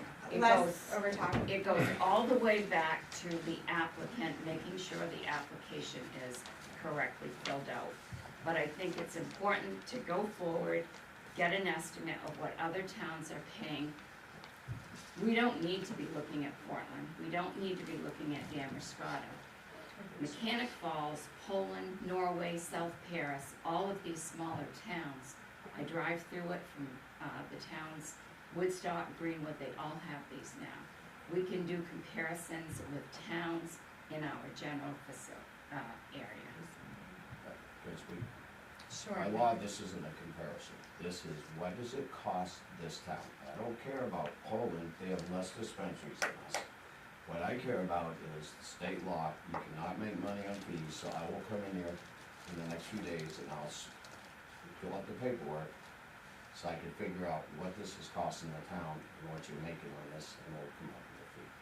That's the law. I don't think you come up with the fee, I I think this board comes up with I understand the that, fee. I'm just saying by law, the town cannot make money out of this, they have been, okay? We are being targeted, was my application filled out wrong? I had to go back and I had to make some, our application needs to be changed for one thing. Your application is wrong. The Is it wrong? application, well, and none of that has been updated, so it's, So that's that's why the I said it applicant's goes fault. right back to the applicant and to the town. So there's a lot of updating that has to be done, and that's what I'm recommending tonight. So we can get that all figured out. Okay, but you update everything, we're a taxpayer. We already pay for a code enforcement guy, our taxes are paying for this, okay? I'll come in and I want a Freedom of Information Act, I wanna know what the costs are to administer the marijuana and what they paid so far. I think I've overpaid in their permit for the last 5 years. If we are, excuse me, I'm sorry, Mike, I don't mean to cut you off. We've been through this But, 3 times. yeah, I feel you. So I think it warrants another look at what these fees should actually be, and I feel hesitant to, have you already paid this fee with the No, but application? I'm done, and I have Okay. another one coming right Okay. behind it. We drug this out. Wait, maybe something exciting is happening. We've drugged this out, This town is based on other towns. Okay. This fee legally is based on So- what it costs this town to administer this, okay? That's what it's based on, not another town. So what I am proposing, or what I think we might consider as a board, obviously at the board's discretion, is maybe we just put a pause on collecting, like, issue permits, put a pause on collecting fees until we can determine actual fee schedule that is fair and equitable. It's gonna require, maybe some information from John, maybe just a look at what the actual numbers are, but maybe just a pause on collecting fees from business owners of marijuana facilities. And it's not saying there will be no fee, just a postponement, so they can continue operating, but we can figure it out so we're not, overcharging. I think that's a great idea. You said you had numbers there. What has the town collected in marijuana fees? Yeah. I think it was like 11,000.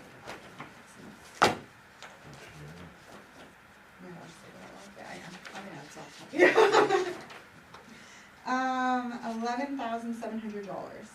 And that's One, combined? two, yes, all That's for combined. all. 1, 2, you have 3 over there? That's Okay. Five, There's count me in. there's a lot of marijuana places in Yeah. town. That doesn't seem right. Here. Can I show them? Is it okay to show them? Yeah. Do you have the attorney fees and what they cost today? From back when, From back when we did I do not have access to that information. that. Has the town applied for their $20,000 reimbursement grant from the state Excellent towards marijuana fees? There you go. Oh, actually, I think we did through Randy. Randy brought that up. Does anybody recall that? That would be a Because the Pat state's and Frank offering question. $20,000 Randy- reimbursement for legal fees and town fees for setting up Yes. marijuana. I believe It's $20,000. Randy Thurston will have to, I'll text him after this and ask. I think he did, and I'm pretty sure we were denied. And I can't remember why. It's because we don't have, I may be misspeaking, and I'll get back to you on what it was, but I believe the reason was because we don't have someone who does that job specifically. Who does the marijuana, all of it, like that's their deal. So it's like essentially paying for the person Right. to deal with these. I'm pretty sure that's what he told me, but that was a long time ago. But anyways, back to my proposal of just putting a pause on collecting until we can sort out what's fair and equitable, because I don't see a point in continuing to collect high fees that we're just gonna change anyway. That's my thought. So you, for liquor license, the fee goes to the state, but when you do license with this, the fees only go to us. We pay a separate fee to the state. And so do Yeah. we have the scheduled fee for liquor license too, so we do get that $50 for everyone. I'm just asking that our business fees we, that's it, that's all. So a couple things for me that I'd like to do in reverse, which I think do have precedent for, is we make compassion please, but the fees are the fees right now. Pay the fee, and then if within the renewal year, we come up with fees that are less, we reimburse. And if we come up with fees that more, we will not ask you for more. But I believe there may be precedent where we have, given money back, if we change the fee. It may have even been you, Mike, I'm not sure. There was an application, I believe, there was some precedent where they paid the fee, we knew we were gonna look at it again, and we gave money back when the fee was done. That was Sure he's like that. Anybody else?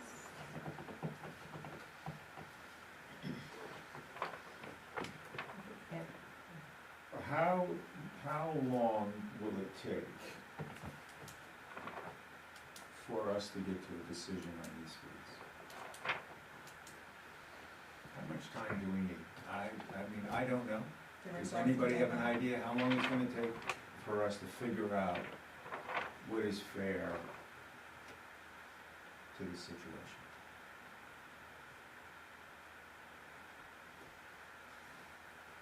We've already had workshops once, and I don't know how many hours we were on it then, but that included everything.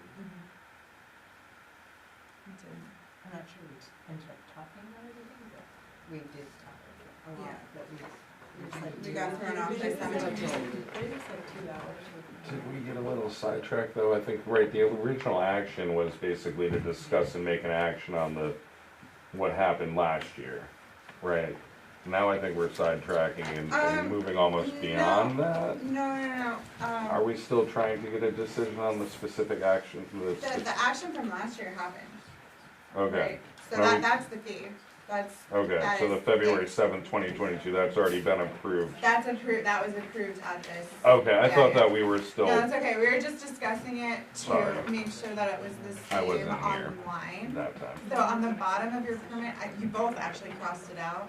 You're like, I'm What? not paying that, I'm paying Oh, well, I think on mine it said like 15,000 or something. That's what it used to be. Right, and then there was two other errors within the thing as well that I went over with Jessica. Yeah, The one yeah. is like only referencing to adult use. And then the checkbox. And then the other one, the date's just wrong. What line items are we working?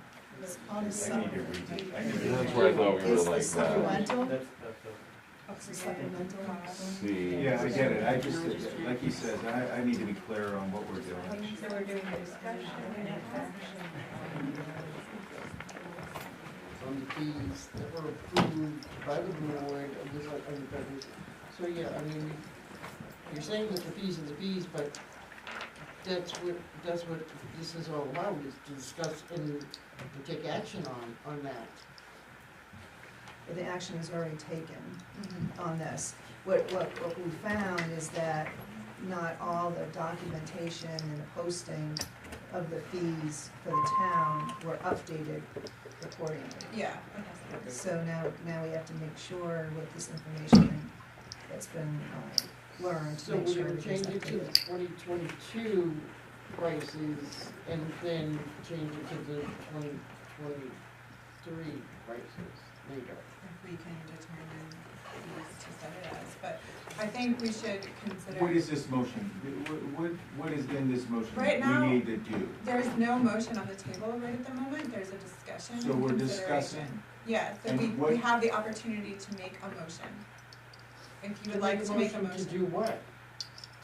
Whatever we're talking about. Okay, To so approve. Here, the town manager I would think like to that's what we Yes, don't please. know. the reason I put discussion and action was because when we realized that the fee schedule online was the same fee that the applicants were printing offline, we went through that this week and we realized that that was the fee schedule prior to February 7th, 2022. So we knew that was wrong. There were several documents just like that we don't even know who did it, wrote different numbers under those costs, those fees. So it was like, why is this? It shows $15,000 with $1,500 crossed off and then $500 written in. Nobody knew who wrote those different numbers. So when Jessica and I went over that yesterday, and then I talked to Michelle, and we knew that the fee schedules online were not correct. We knew the fee schedules that were being sent to us by the applicants were not correct.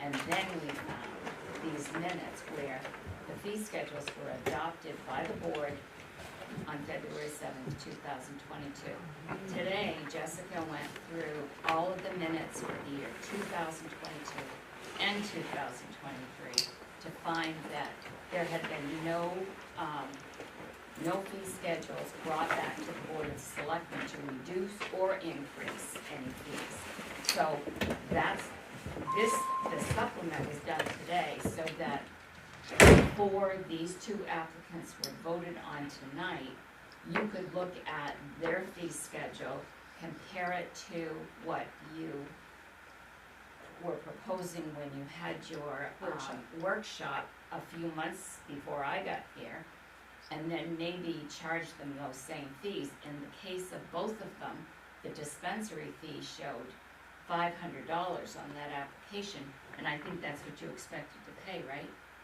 I think that would have been mine where I got. So beyond that, then, Merrill found the workshop that showed dispensary at 1,000, right? So I think what we need to do is go back to the drawing board list everything and decide what those fees are gonna be based on, Data. well, based on cost of the town. It's not gonna make any sense to go back at lawyer fees that the town had to pay several years ago to set these all up. So Michelle's motion would make sense, and so would Merrill's. And as far as the attorney fees, the attorney didn't have anything to do with the fees that were set in the beginning.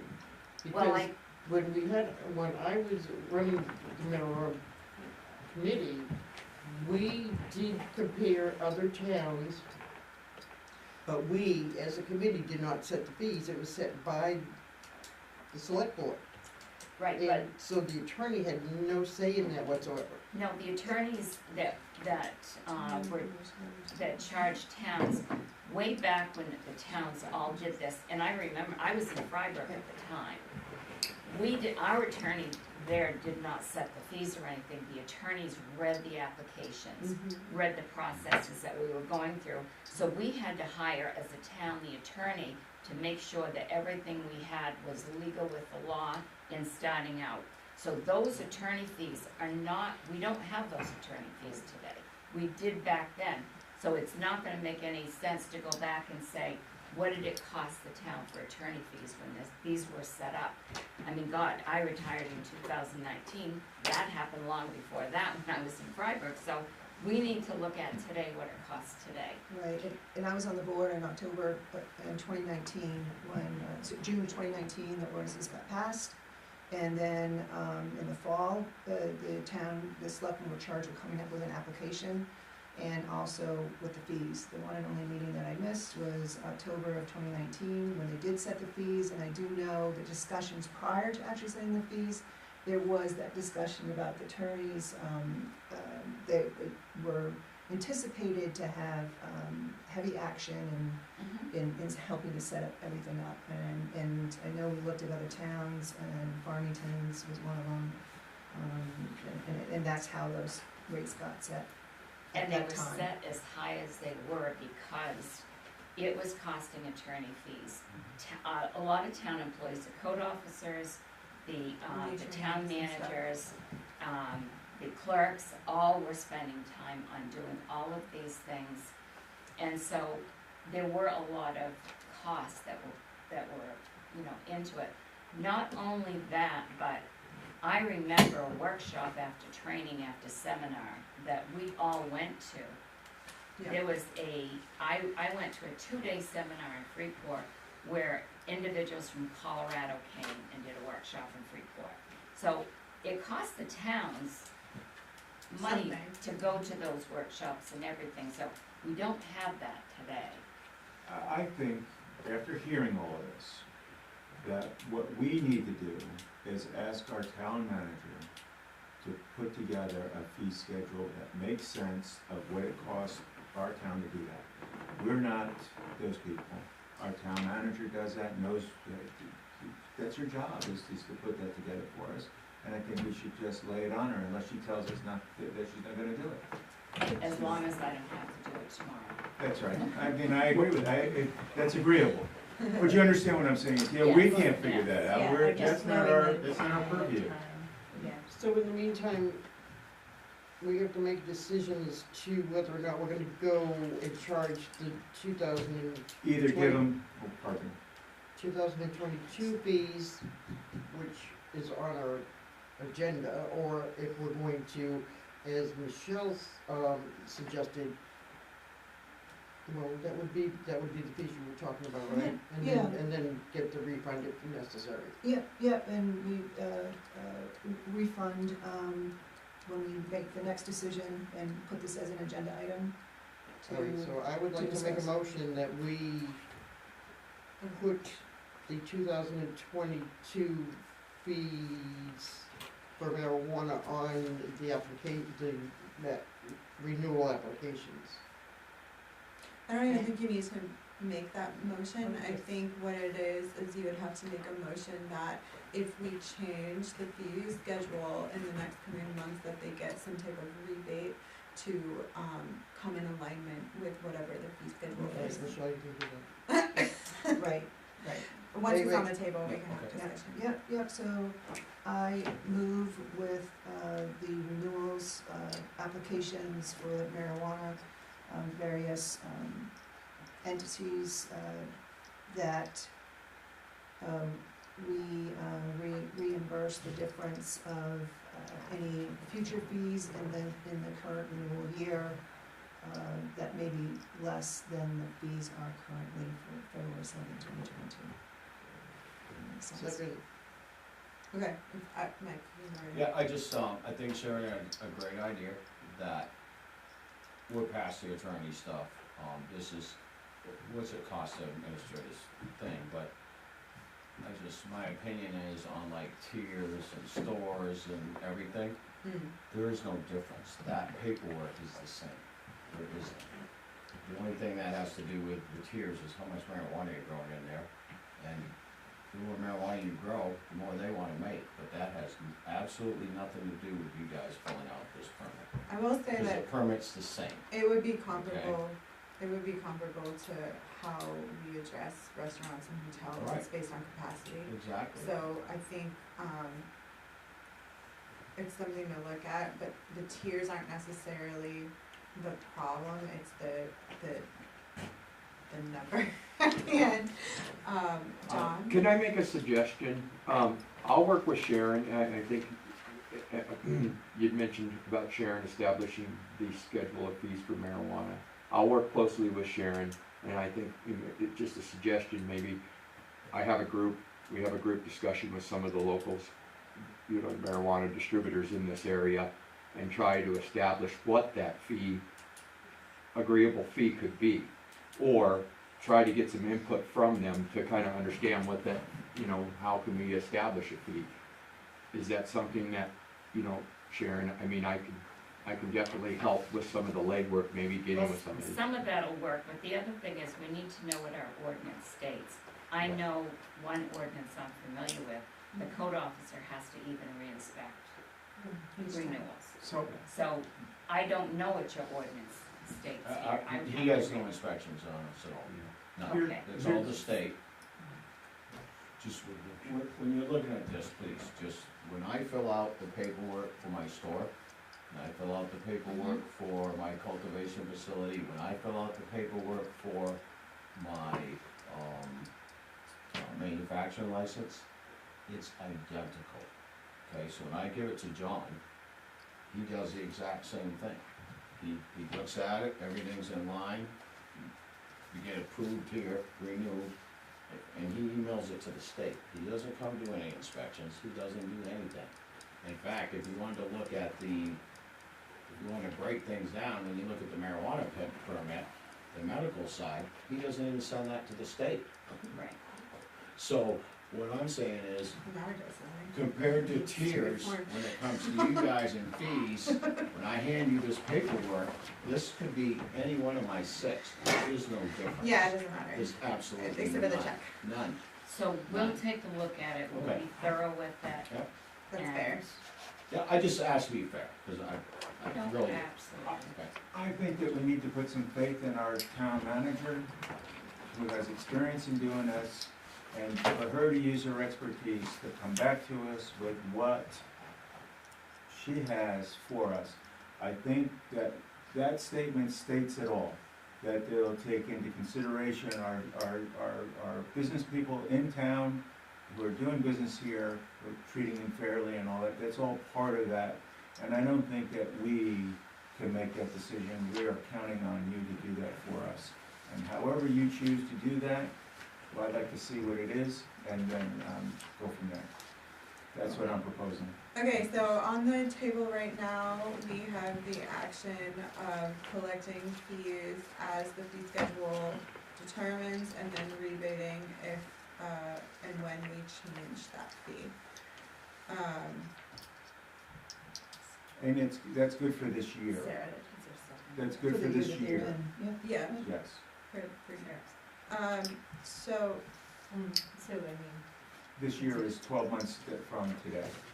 okay. So when they come back, so when they come in next year, I'm just asking, That's just, for example, they come in next year for the renewal on this date today, or whatever their date they get.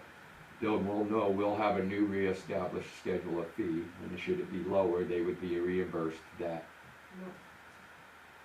And we've already been, well, hopefully we have something before the year's over, to be able to reimburse them. But would we reimburse at the time of the renewal? Yeah, I wonder if that's I have something else. 6 licenses, so this isn't like a once a year thing for me. No, it would be reimbursed any time that the fees are approved. Okay, Yep. all right, sure.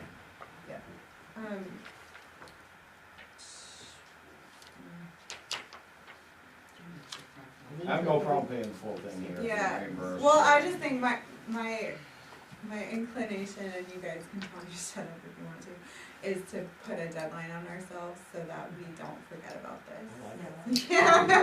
Michael let us. You know, so it doesn't go into the ether. Michael That was let on us. my list. Yeah. At the end today was, when are we gonna do that? We need to make that happen. I wouldn't put a deadline on it, I We would just count want on to have a year our to town do it. manager that she's professional enough Here's to what do I'm this in a, I'm gonna put it in my handy Fine, fine. dandy that is purple. acceptable. Go back to this binder. So we gonna vote on that? Yep, we can, are we done discussing? Yeah. Alright, all those in favor? Alright. I'm very interested in how all these other towns are getting away with these fees. I don't think they If will. not, Because their residents don't know the law and they're not speaking up. That's all there is to it. That's why you Because can't like- compare the towns. And You if don't they know ask how many if it's people more, are. they're And taking, it could be charge 0, more. and they're just taking it and not. I will say, I've personally Stand looked up. at the numbers and shared them with Mike regarding excess tax. They help. They do their part. So, where are we now? 11 G. 11. F. Right? Yes, F. yeah, 11F. but it's 11G on our paper. Yes, now it's 11F. To see if the board will vote to approve the renewal application for Jody Everett of the Stone Moose LLC for the adult use marijuana business manufacturing facility located at 22 Sunday River Road. So moved. Second? Okay, so we have their application in front of us. Oh, Any on this one. comments? Amend this one. I decided on all of these applications, I want like an umbrella chart that's like, here's the LLC, here's the owner, I just like a visual, it would help me so much. Yours I have down, like, I feel good about it, cause you have so many little side projects. Does anybody have anything that they want to note? Well, you just said Jody, didn't you just say Jody Everett? Jody is, the owner. She's gonna rock Because that the woman's application brand. said Ralph. Yeah. Oh, it was Wow. changed to Jody on the new agenda, which was in your Yeah, extra that's packet. Okay. Okay. We don't know Ralph, there's no I Ralph. was That really doesn't interested exist. to find out who Ralph It's a was. woman-owned business. It's a woman-owned business, they get all the grants. Sorry, baby. Except for it's federally legal. Never mind. And that's another thing, these fees, I can't write those off in our taxes, just so you know, Fascinating. at this point. No, I think you can. Alright, did anybody have any, No, we can vote. we can vote? Okay. All those. That's one general, just where it's at the bottom where it says Check. attached acknowledgement and consent that the state has conducted a background investigation criminal history check. This is on all of them. Is that, I haven't seen those on these. Is that something that? I think there Where's is. the original? it's Wasn't that on the original? Right here. I certify that all background checks have been completed by the state of Maine. And then here's her little ID. Okay, alright. I thought that was, Cute face, Jody.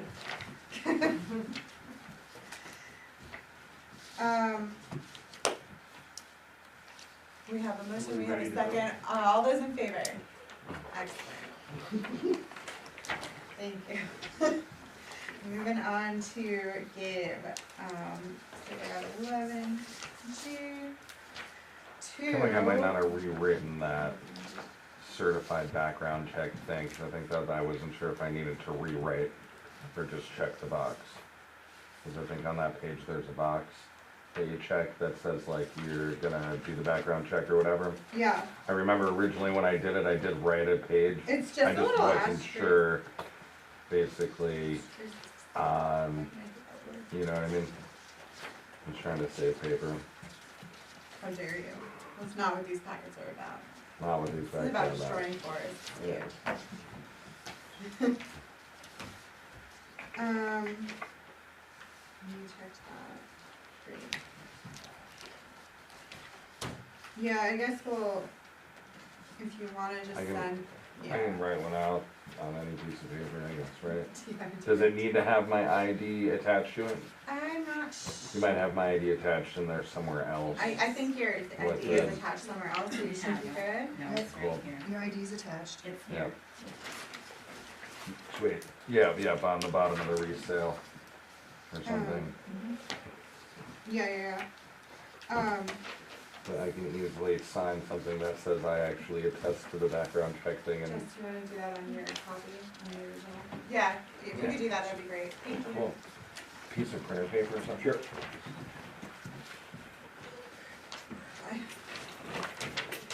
Alright, so, Make a motion. Is that the way out? yep, Make a motion to approve the renewal for medical marijuana business dispensary and cultivation facility permit for all materials, the community business name, in and out of the garden. Regrow LLC, 421 East Bethel Road. And the permit will expire on November 15, 2024. Sounds like today. Today too. I'll second that. Any discussion? Alright, all those in favor? Great. Moving on to.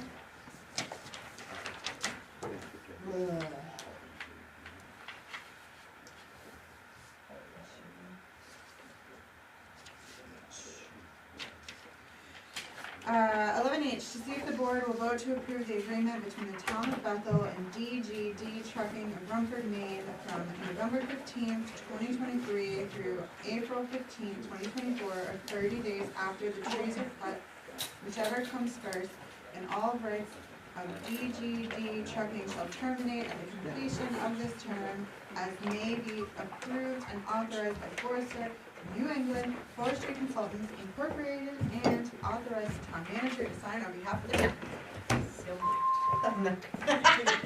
You know what? Second. Alright, so weird. Any discussion on this matter? Where is this being done? Bingham Forest. Yes. Bingham Forest. It was the same contract that was approved, the same agreement last year that was approved, through the Forester and the logging company. They didn't finish last year, so this is a continuation to finish this year. And it's the same, the same lot, but it's also the same exact agreement. Nothing changed other than the dates. Thank you. Thank you for answering that question. Same vendor, same agreement. Yes, everything is, it's the same contract, we just changed the dates. And I think it was like a lease agreement at the time, was like, because they knew the weather was gonna be a little rough, that it would likely have to be a continuation. So yeah. And the best time to do logging is once the ground freezes. Okay. Any other discussion on this matter? Related but not similar. When's the next Bingham Forest Authority meeting? Do you know? I don't know that. Do you know? But I can ask. I could ask. I can ask Peter. He's been, that's Peter how Gabe. this started, yes. Yeah. What it is. I would be interested in. If you could put it up on the calendar. Doesn't need to be in the news, if you just put it in the calendar. Yeah, I've been working on trying to get all the boards to give you their meeting times, so that I can do that. The ones who meet regularly are easier, the ones who don't. Thank you. For sure, thanks. Okay, are we ready to vote? Yes. All those in favor? Great.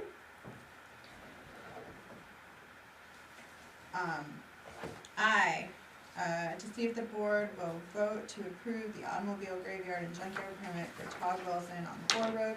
Permit will expire October 1st, 2024. So moved. Good job, guys. Killing it.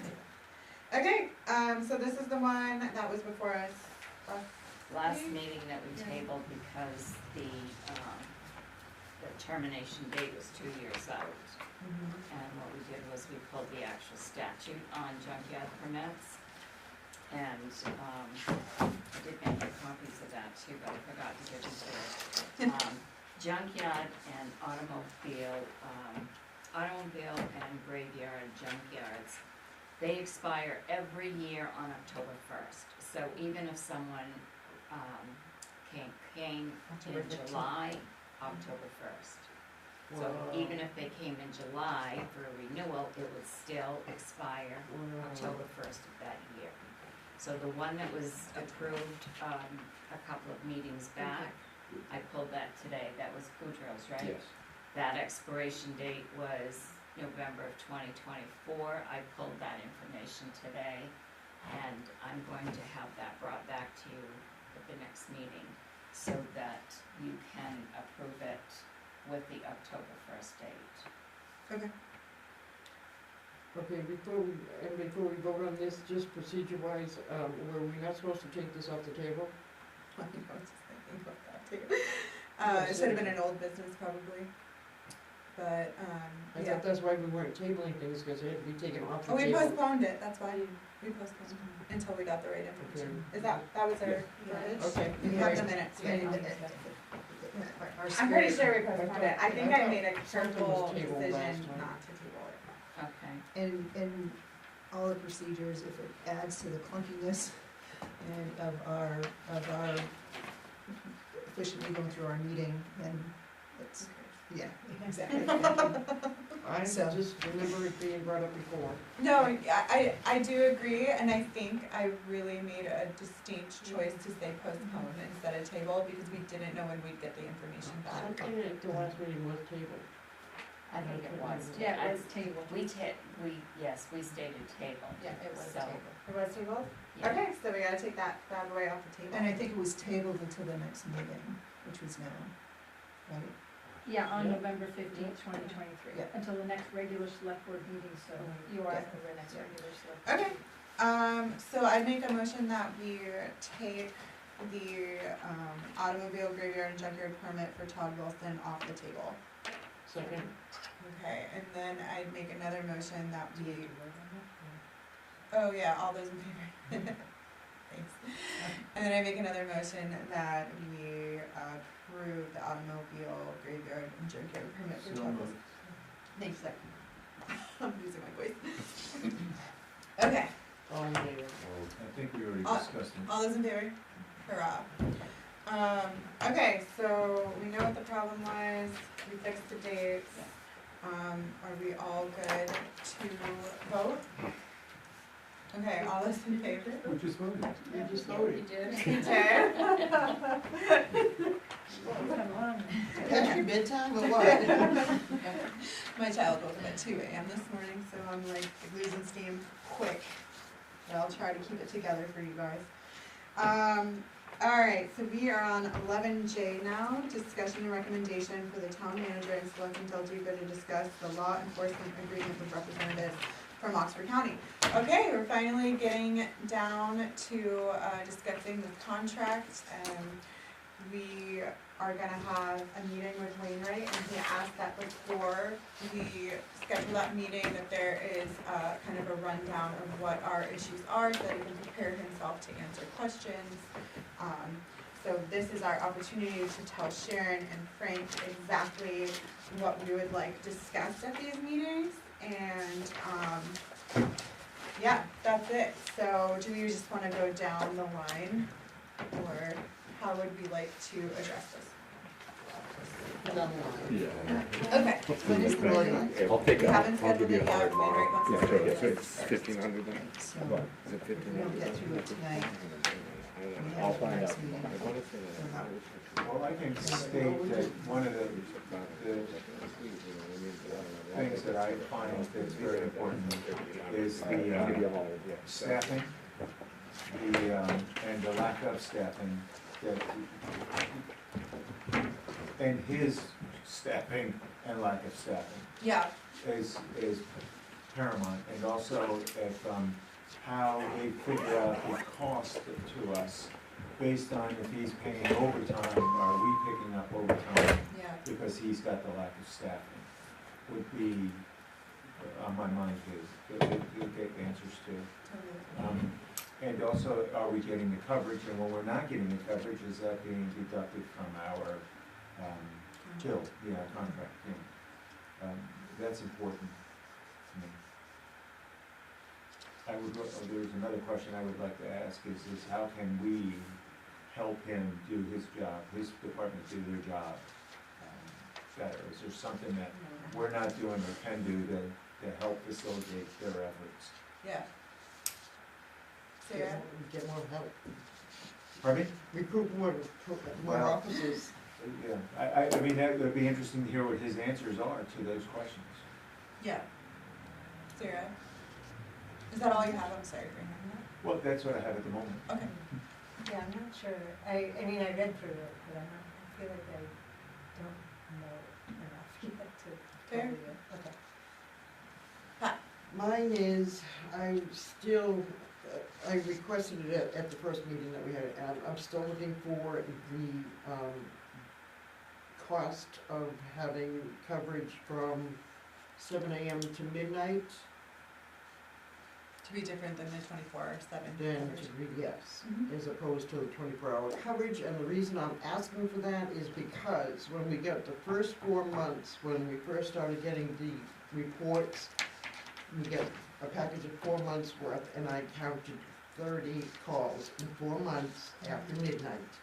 I went through last month's reports, and there were 6 calls after midnight. So we're already being charged from the county for coverage, and we're being charged on a contract for coverage. So if we don't have the 24-hour coverage in our contract, we're still gonna have coverage, and people don't seem to understand that part of it. And it's costing us a lot of money for very little action. Yeah. That's it. Michelle, do you want a second to sort yourself, or you got it Well, locked and loaded? I would like to have a little bit more time, but I went back to the debates that we had back in April, when this came about. There's really 2 pieces to the contract.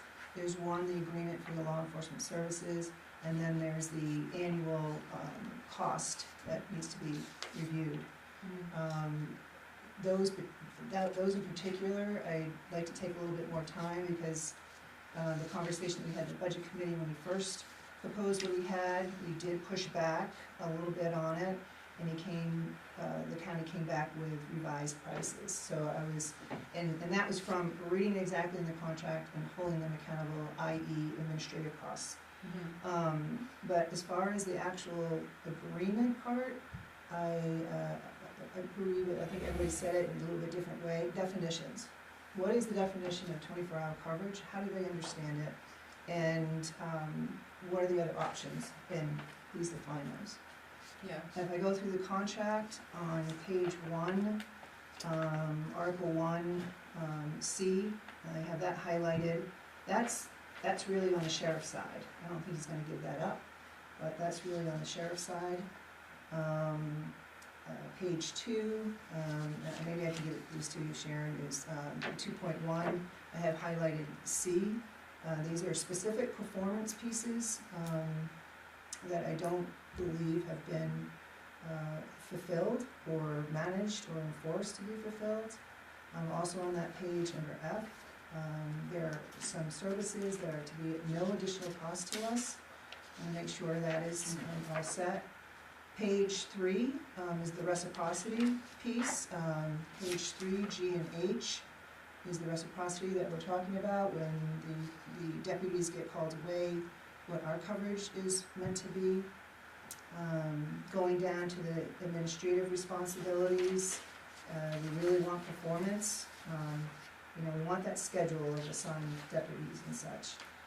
And I think it's important for us to know how to manage what our needs are and also the expectations. Page 4, H, there is that whole business about the annual cost calculation. We want to have more say in that or negotiation in that. I think the last time before this past spring that we even had one to look at was like 2018, if I recall correctly, We got from the budget. That's what they gave us as our annual cost calculation. Yeah, and then on page 5, again, it's some more performance that we're supposed to be getting out of our contracts. And there's reference to the annual cost calculation.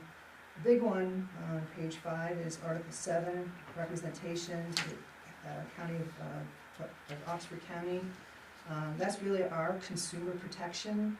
That can't come out even if they try. That means if they just go, Sharon can probably explain it better. If they just go away, we still have coverage. Right. And so it does. You can't be penalized for breaking So that's huge for our protection. Then I just had a general question. I'd like to see what the contract was prior to the signing of this one, which was 2019, just to see what may have been changed progressively, because the fonts on this are different. Some pages have different fonts. So I'm not sure. And the original contract did specify 24 covers, the ones after that did not. So This one does not specify 24 covers. Yes. I think I have a copy right here. So I did find one today that was 2010, is that the one you've got? Yeah, I can Okay. Is the font all the same? Yeah. So that'll be interesting. That's just my own edification. Yeah. Those, Would you make 2 copies of that, please? the white rangers that Okay. And as far as the rates go, Yes. Oh, then I have it. Yeah. as The one far that as the Natalie rates gave go, us. when they gave us the updated rates, Yeah. Natalie said that our contract did not change. What? The We didn't get the calculations. updated rates though, yeah. When they gave us the updated calculations, Natalie said that our rate did not change. For this coming year, Right. Yes. for the one that you had the 10% increase in. Which made no sense. Like the total didn't change? Right. I think because they were trying to, that was another thing, they were trying to make up for Years of not. not doing anything. They made that our problem, I believe. Did your previous year you paid it was 10%, this fiscal year was 10% Yeah. higher than last year. And I believe when And so was it, Donnie Dura was here, he said it would ultimately be like 30% that they were trying to make up. So we would keep getting these giant incremental, so, Michelle, are you finished? Yes, I am, thank you. But that's important, is the cost piece too. So the cost thing, this was something that I had a big problem with when we initially started looking at the contract. And a lot of that had to do with things like we were paying for a percentage of the training and equipment, which they're not our staff, so I don't understand why we would be training them. They're like an outside agency that we're hiring. They should be trained because that's what you're paying for, train staff.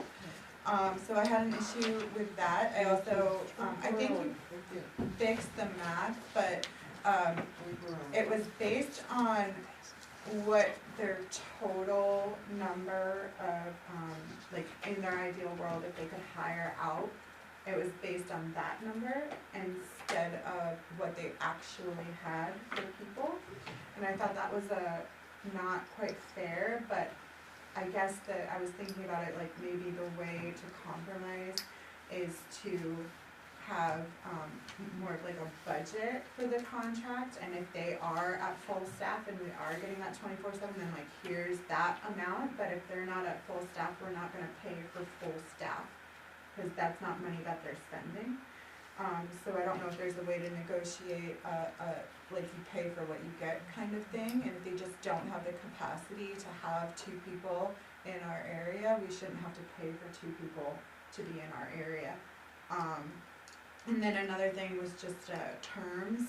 There's no terms on this, which I thought I don't like. I would like there to be terms on the contract, because in that way, because we're constantly fluctuating here on the select board, I feel like if there's terms, then it will automatically come back up. It's not gonna be up to someone on the select board to remember, hey, like, we haven't talked about this in, 10 years or something like that? Like, it's just not, it just makes sense that we would revisit as we grow and as our needs change, that we revisit more often than just when something crazy happens, like we get a 10% increase. And then I agree with literally everything that Michelle said. That was pretty much on my list as well. I guess I would be interested, so I go through the police logs too, and I'm just interested in knowing what the resolution, like what's the resolution on these things that are brought up, because I've had experiences where, you know, I've reported something and just no one ever got back to me about it, ever.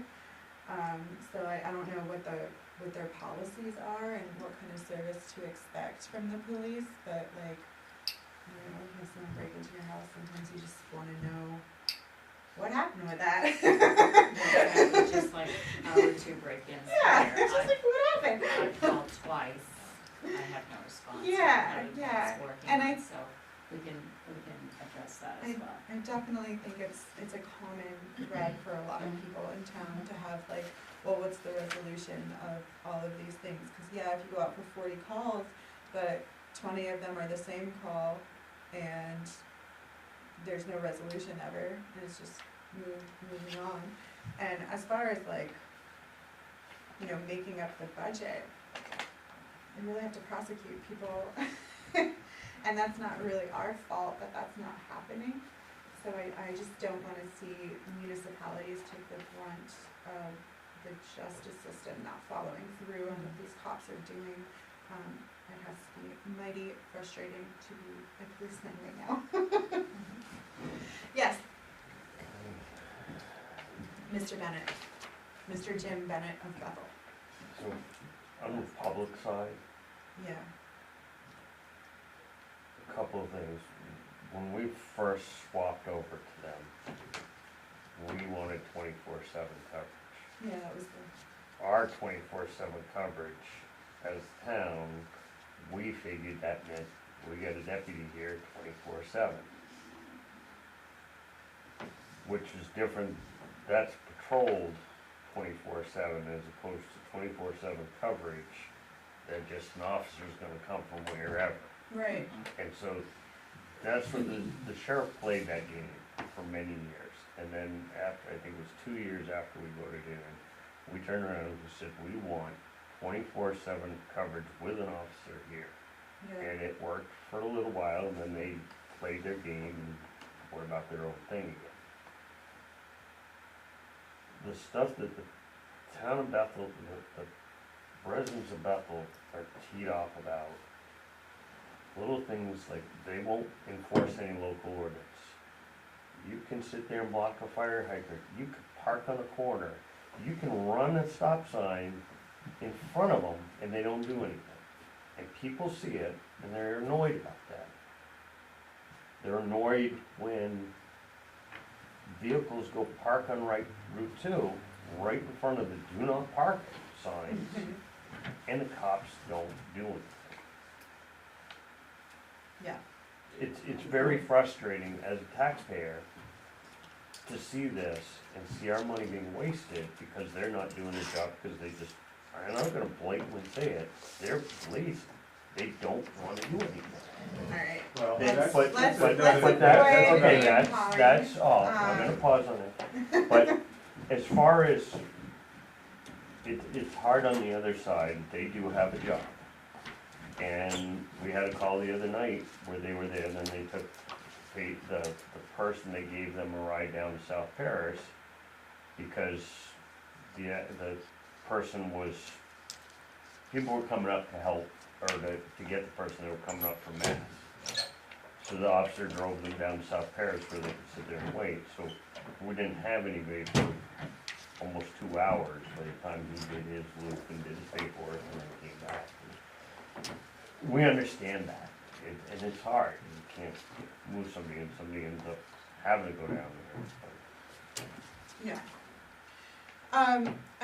And maybe that brings up another thing, like, are there moments in which our fire department is dealing with things that maybe cops should be dealing with? And what's that cost look like to the town? And maybe that's just something to discuss.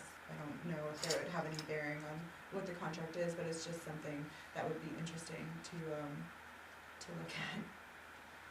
The relationship Yeah, between. like how those, The how they relationship between intersect. the fire department and EMS. Yeah, And what all And that EMS, looks, yes. what all that looks like. Yep. That's a good point. yep, From what I understand, Like, and what I'm are not we here feeding to, I'm back? not here to debate, but the police have a protocol of things that they do and don't do. mhm, And sometimes it's about communicating what they are.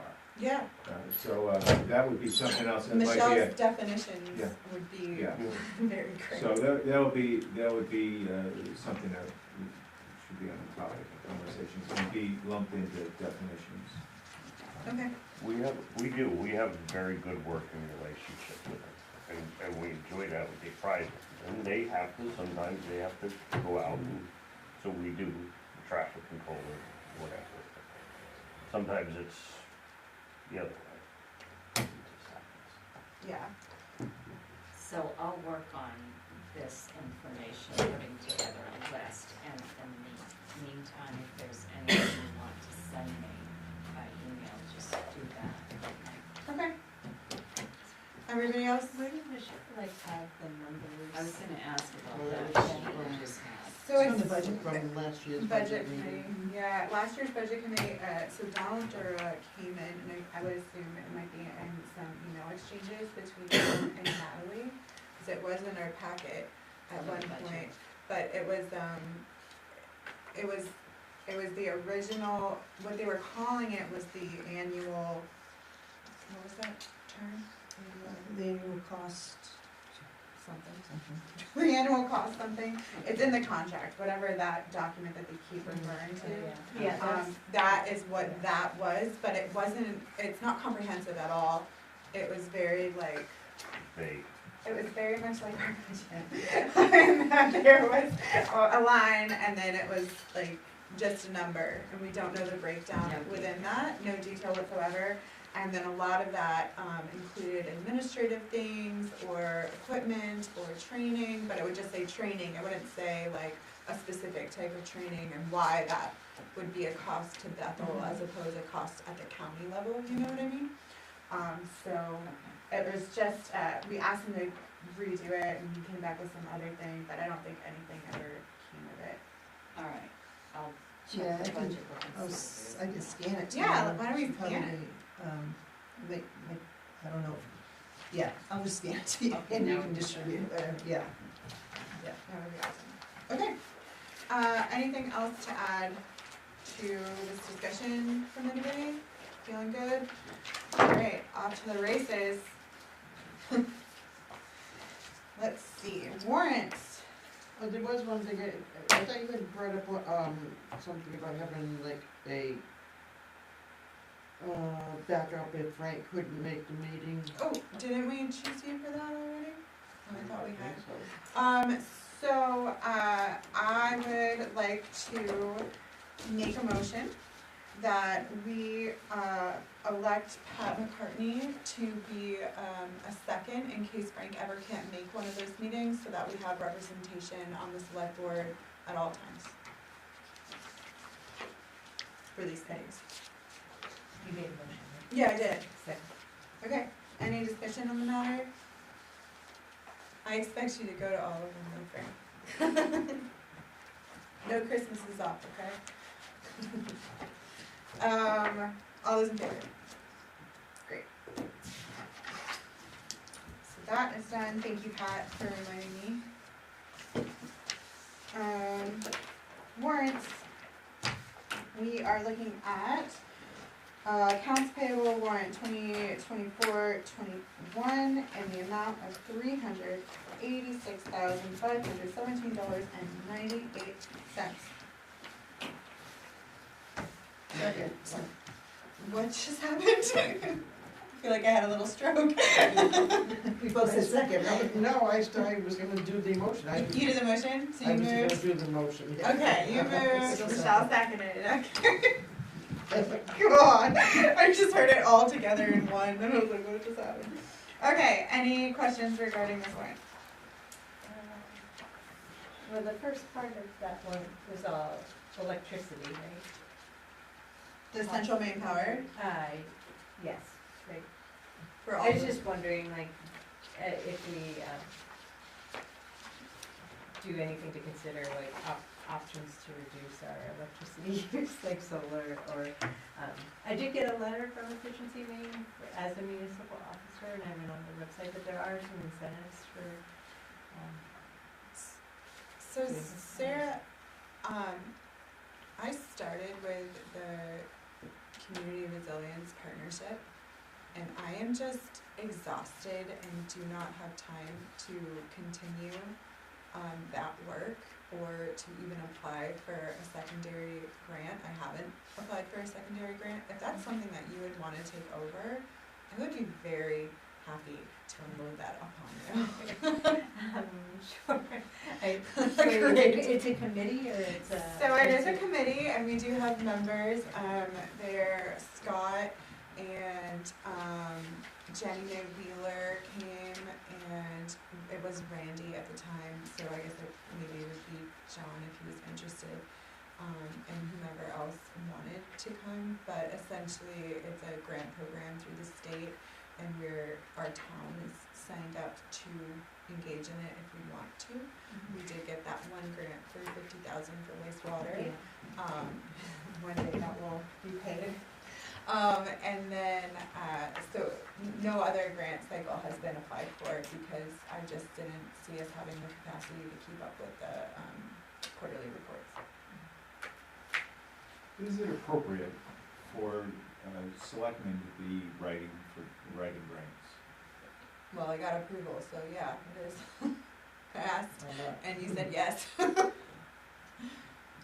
Yeah, no, most would do I'm just that. asking. Yeah, no, any committee can, yeah, sure. I mean, it's not that I am writing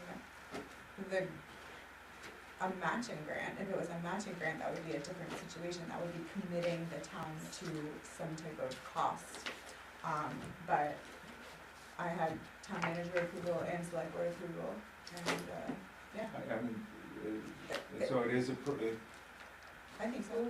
But we also are working on hiring a position, right, for grant writing or not? So it's not really a grant writer position, it's a deputy clerk position, and it would be very cool if they wrote grants. Yeah, okay.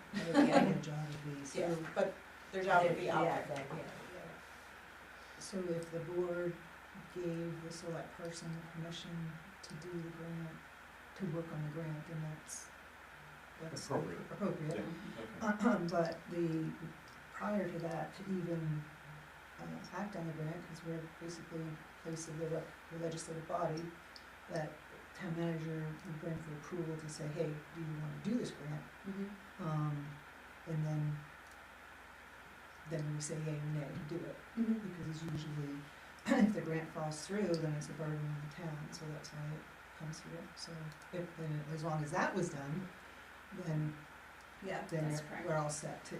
Which it was, so it was first brought to, my understanding of the process was, it was brought from the CEO to Loretta. Loretta, had like a regional meeting regarding it, and CD was the Center for Ecology-Based Economy. talked to, like, I think it was Greenwood, Newry, Woodstock, Bethel, and Norway. That makes sense. And Norway, and so they just like gave a general, like, this is the money that's out there available from the state. It's only available to municipalities. Does your town want to go for the money? And Loretta enrolled in that program, I'd assume, and I was not on the select board at the time that those enrollments happened, so Michelle, maybe you have a recollection. Just that I think there was, wrote some sort of letter of support or something. That's what it was, yeah, the letter of support. So, if you did this letter of support, you're automatically eligible for this grant money, and then they needed someone to carry it on to the next stage. And Randy had never written a grant before, and I have written a couple, so I said I would do it, and then I did it, and got it. That's where it is now. I've just never done the next cycle because it was like pulling teeth to get what needed to happen. So do we have to vote to assign it to her now? Sure. Yeah, I mean, but and also, yeah, it's happy to work on grants, but I mean, it could also be part of our comprehensive plan, right, to like convert Yeah, how we do. absolutely, Right, if yeah. we ever do Yeah. that, yeah. So I think there have been some steps. I think there have been some energy review of things. The street lamps that are owned by CMP got changed over to LED lights. That was like over a year project. So there are some initiatives that have pellet happened. stove here, so I mean, yeah, there Pellet definitely boiler. yeah. Part of the initial grant proposal, the one that was approved and that we do have money available for, is hiring a energy auditor to go in and look at all of our bills and see where we can tighten things up and where we can offset things and where a heat pump or something of that nature might be more appropriate. But that, I don't know if that's, I still think that's out there as something that needs to happen. Yeah, I'd be happy to, I think that would be great.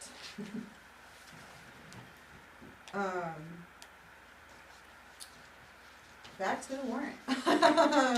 Any other comments? Do we have to vote on it? The warrant? No, I'm having her to, that, no. Let's do it in select board items anyway, because while we have the warrant on the table. Okay, so all those in favor of approving warrant, our accounts payable warrant 2024, number 21, and the amount of $386,517.98. Oh yeah, there we go.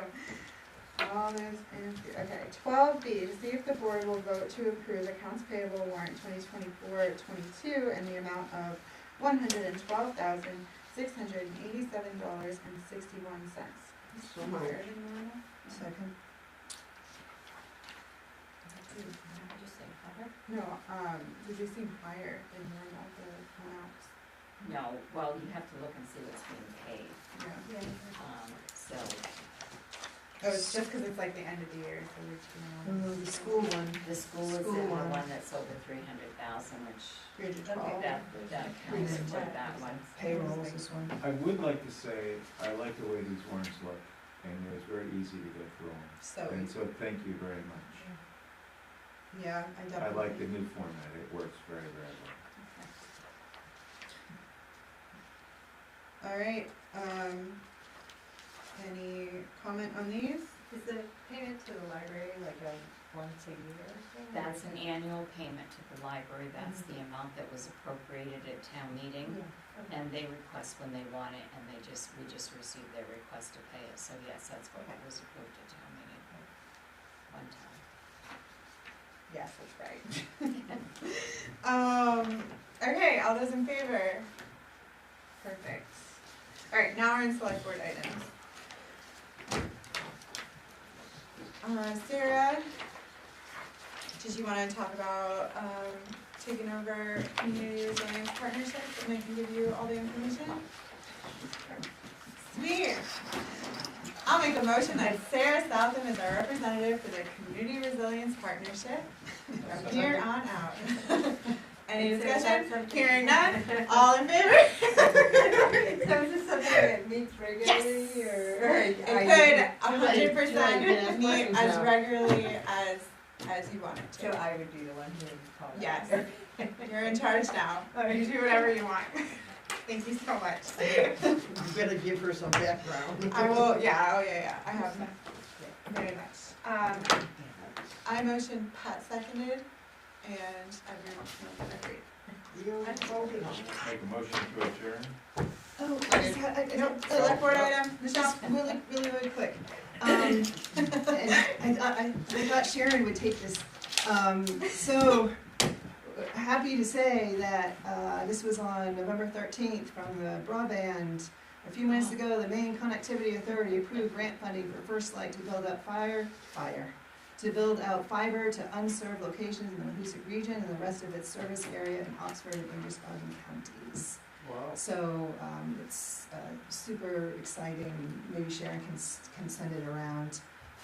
But I mean, it started on that in 2020 with the boot camp that they had, and you know, you all have been privy to the ups and downs, and so this was really nice to see.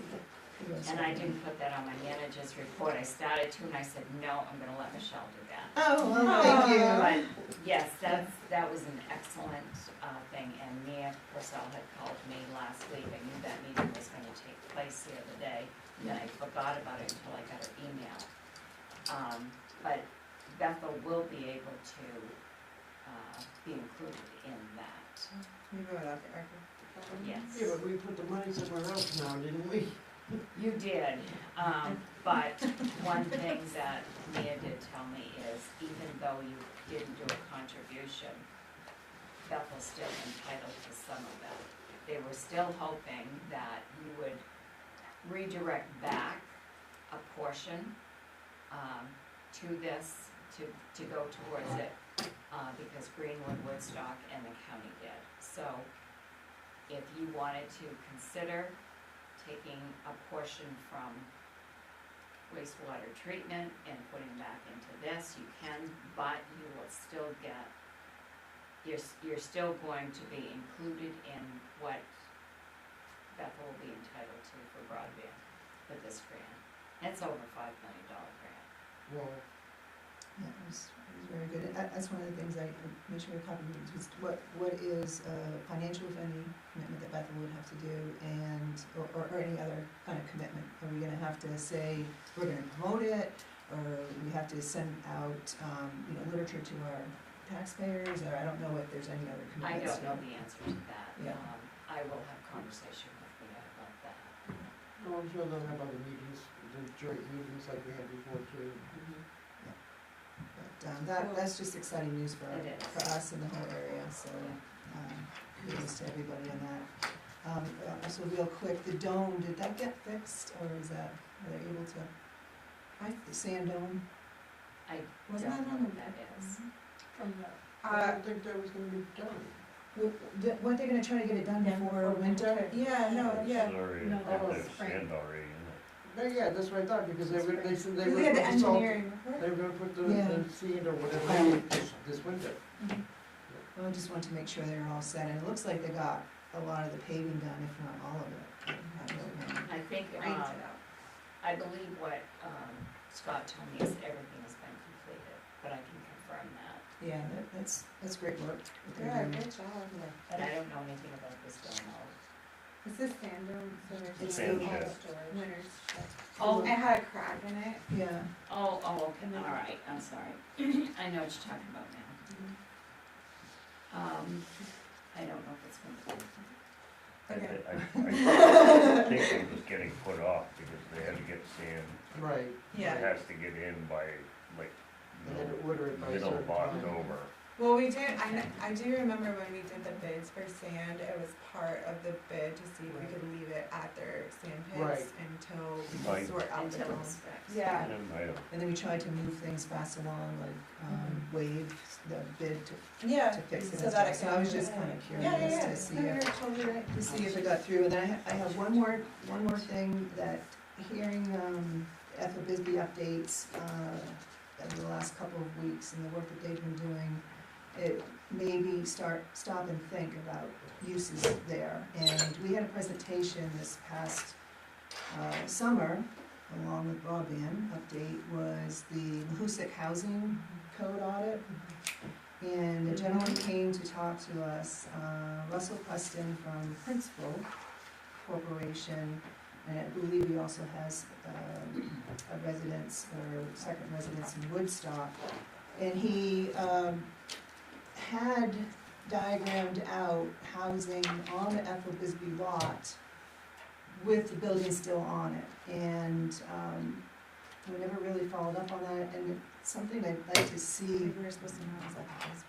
Was that? I don't think we were supposed to know it was Ethel Bisbee. Yeah, no, he said, and I went back through and I didn't see those configurations or his talk, and I was hoping that we could invite him to one of our upcoming meetings to give us a short presentation, familiarize ourselves with that, and that might be an option.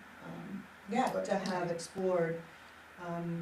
And I don't, Mia or Mike Wilson would have his information. All I remember is that he was from, he had a home or something in Woodstock, so he was more familiar with the area than I thought. He was from the principal.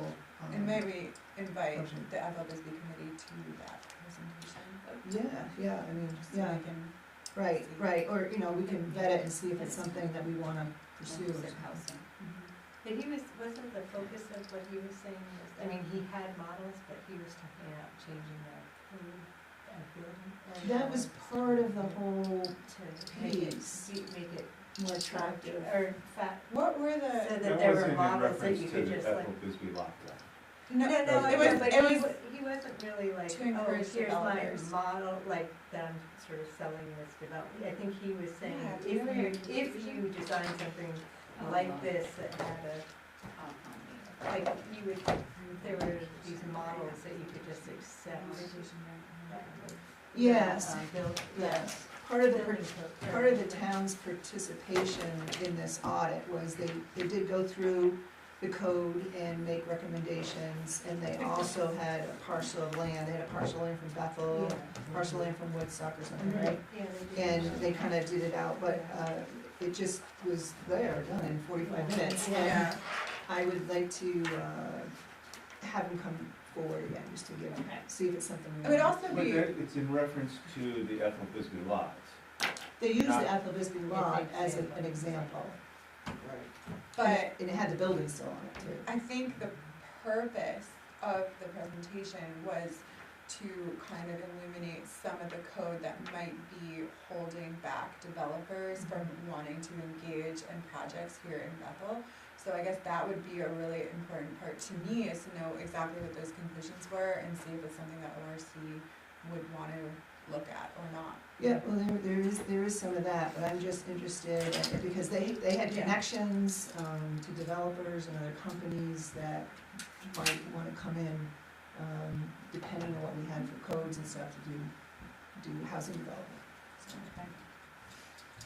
Yes, thank you, that's it. I have I a mean, question on that whole piece. Is there, and you could probably answer this better, is there a benefit for a town to own housing? Basically, they would be the landlord. As a revenue source? Yeah. That's not a recommendation that I would give, I don't think so. that the town be a landlord. I can see problems. This and guy said I- the same I thing. can't Yeah. fathom something I'd wanna do less than deal with tenants in a Yeah. select board meeting. No, I agree, 100%. I mean, That's it's not their gonna come up, and it's not something that, you can do it, Yeah. but it's come not, up. not something that would ever. I There, just- there is like you can set up housing to have some type of incentive for owners, like an owner incentive. CB is doing something, it's like collaborative housing, or I can't remember what it's called, but there's a whole program on it. But Norway is doing it right now, and I would just rather watch them go through all the learning curves, and then we should just clean the good stuff.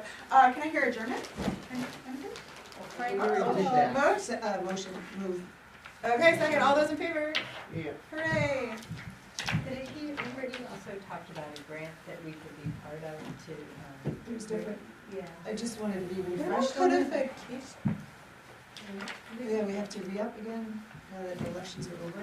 So, Yeah. yep, yeah, we have gone through all the questions. We're at a point where,